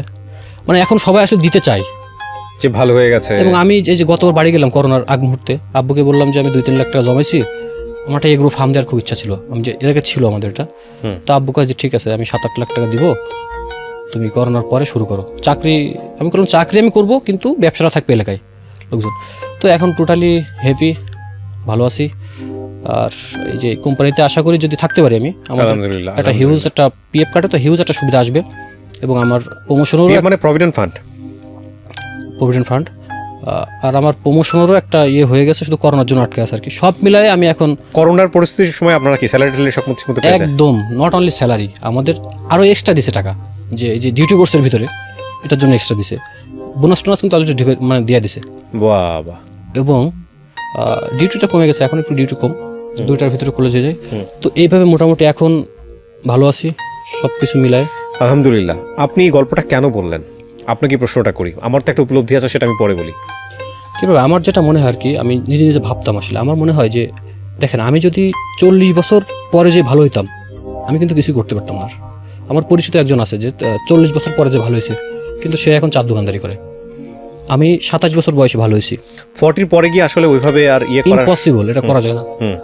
আর একটা জিনিস কি কিবরিয়া ভাই, এই যে নেশা ছাড়বো, যারা নেশা করেন আপনারা এখন যারা করে, এদেরকে একটা কথা বলি যে রিহাব সেন্টার কিন্তু কিছুই না। আমার অনেক বন্ধু বান্ধব কিন্তু আবার স্লিপ করছে। যারা নেশা করে সে নিজের মনোবলটাই সবচেয়ে বড়। আমার মনে হয় যে নেশা ছাড়বো এটা না, আজকে থেকে এই মুহূর্ত থেকে নেশা করবো না, এই থিঙ্কিংটা যদি থাকে আমার মনে হয় গেইন করা সম্ভব। এবং আরেকটা বিষয় হচ্ছে সঙ্গ, এই যে অ্যাভয়েড ব্যাড কোম্পানি, ওখানে পড়েছে একদম চোখ বন্ধ করে, মানে এইটা ছাড়তেই হবে, ব্যাপারে কোনো সন্দেহ, যত ভালোই হোক না কেন লিভ করতেই হবে, এছাড়া কোনো উপায় নাই। আর একটা বড় জিনিস হলো যে এটা শুধু জীবনটাকেই শেষ করে দেয়, এটা কিছুই দেয় না জীবনে, না আসলে না। সো আমি মনে করি যে আজকের এই গল্পটা যারা শুনলেন বা যারা দেখলেন ফেসবুকে এবং ইউটিউবে, তাদেরকে বলবো যে তারা হয়তো অনেকেই আছেন এই একটা সিগারেট দিয়ে শুরু করেছেন বা এভাবে ধীরে ধীরে সামনের দিকে যাচ্ছেন, চেষ্টা করছেন ফিরে আসার জন্যে। আমার মনে হয় ফিরে আসা উচিত, কারণ এটা জীবন থেকে নেয়ই, শুধু জীবনে কিছু দেয় না। একটা ছেলের জীবনে 3টা পার্ট খুব ইম্পর্ট্যান্ট। একটা হচ্ছে পড়াশোনা, তারপরে সবার জন্য, মেয়ের জীবনের জন্য, তারপরে হচ্ছে আপনার ক্যারিয়ার, জব, এবং তারপরে হচ্ছে হলো ফ্যামিলি লাইফ। ফ্যামিলি লাইফ বলতে মানে বাচ্চা কাচ্চা হয়ে গেলে যে সন্ততি আসে। ওনার দেখেন, ওনার 3টা জিনিসই কিন্তু খুব ভার্নারেবল ছিল। পড়াশোনাটাও ড্যামেজ হয়ে গেছে অনেকখানি, কোনো রকম পাশ করেছে টেনে টুনে, এই শুধুমাত্র এই ড্রাগের কারণে। আপনি সেকেন্ডে যদি আসেন, লাভ, সেটাও কিন্তু একবারে যায় অবস্থা ছিল, সেটাও কিন্তু অনেক যায় অবস্থায় ছিল। শুধুমাত্র উনি যাকে বিয়ে করেছেন, যার কথা বললেন, ওনার একটা মানে বলা যেতে পারে সন্দেহাতীতভাবে একটা চরম পর্যায়ের একটা সাপোর্ট ছিল, যে কারণে উনি এই সম্পর্কে টিকে আছেন, যেটা ম্যাক্সিমাম সময় টিকে থাকার কথা না। এবং থার্ডলি সেটা হলো যে সন্তানটাকে তিনি 3-4 মাস একদম প্রি স্টেজ যেটাকে বলে, ওই সময়টাতে অনুভবই করতে পারেন নাই। তার মানে উনি যদি সেই সময়টাতে রিহ্যাবে না যেতেন এবং তিনি যদি একটা সুন্দর জীবনযাপনের চেষ্টা না করতেন, তাহলে হয়তো আজকে এই সিটটাতে উনি বসে থাকতে পারতেন। এবং আমার ওই মোমেন্টটার কথা একটু চিন্তা হচ্ছে যে বাবা মায়ের কী পরিমাণ পরিশ্রম ছিল ওনার প্রতি। আপনার অন্যান্য ভাইরা তো কখনো এইসবের রাস্তায় আসে না। যশোরে বাড়ি হওয়ার কারণে এই ঘটনাটা খুব কাছাকাছি সহজলভ্য হয়ে যাওয়ার কারণে এই জিনিসটা হয়েছে আর কি। তো আপনি যারা এই ড্রাগ নিচ্ছে, আমি জানি অনেকেই দেখবে আজকের এপিসোডটা, অনেকেই ইয়াবা থেকে শুরু করে অনেক কিছু নিচ্ছে, এবং সরকারের তো একটা ভয়ঙ্কর রকমের একটা স্টেপ ছিল যে এইটা মাদককে নির্মূল করতে হবে। বর্তমানে পুলিশের যিনি আইজিপি আছেন বেনজির সাহেব, উনিও কিন্তু দেখেছে যে একদম খুবই ভালো সচেষ্ট, এবং এখন পর্যন্ত বেশ ভালো কিছু বলা যেতে পারে অ্যাচিভমেন্ট এসছে বাংলাদেশ পুলিশে। তো আপনি ব্যক্তিগত পর্যায়ে কি বলবেন একটা মানুষকে, যে আসলে নেশা কি দিয়েছে আপনাকে আর কি করা উচিত আসলে ফেরার জন্য? একদম লাস্টটা দিয়ে শেষ করি। নেশা আসলে কিছু দিতে পারিনি আমাকে। আমি যে আজকে 4টা বছর সুস্থ আছি, 4টে বছর আমি বুঝতে পারছি লাইফটা কত সুন্দর, কত মানে এটা আমার কাছে এখন মনে হয় আর কি। আর নেশা যদি আমি না করতাম, আমি একটা সুন্দর যে এখন ভালো আছি, তারপর মনে হয় এর থেকেও বেটার কিছু হয়তো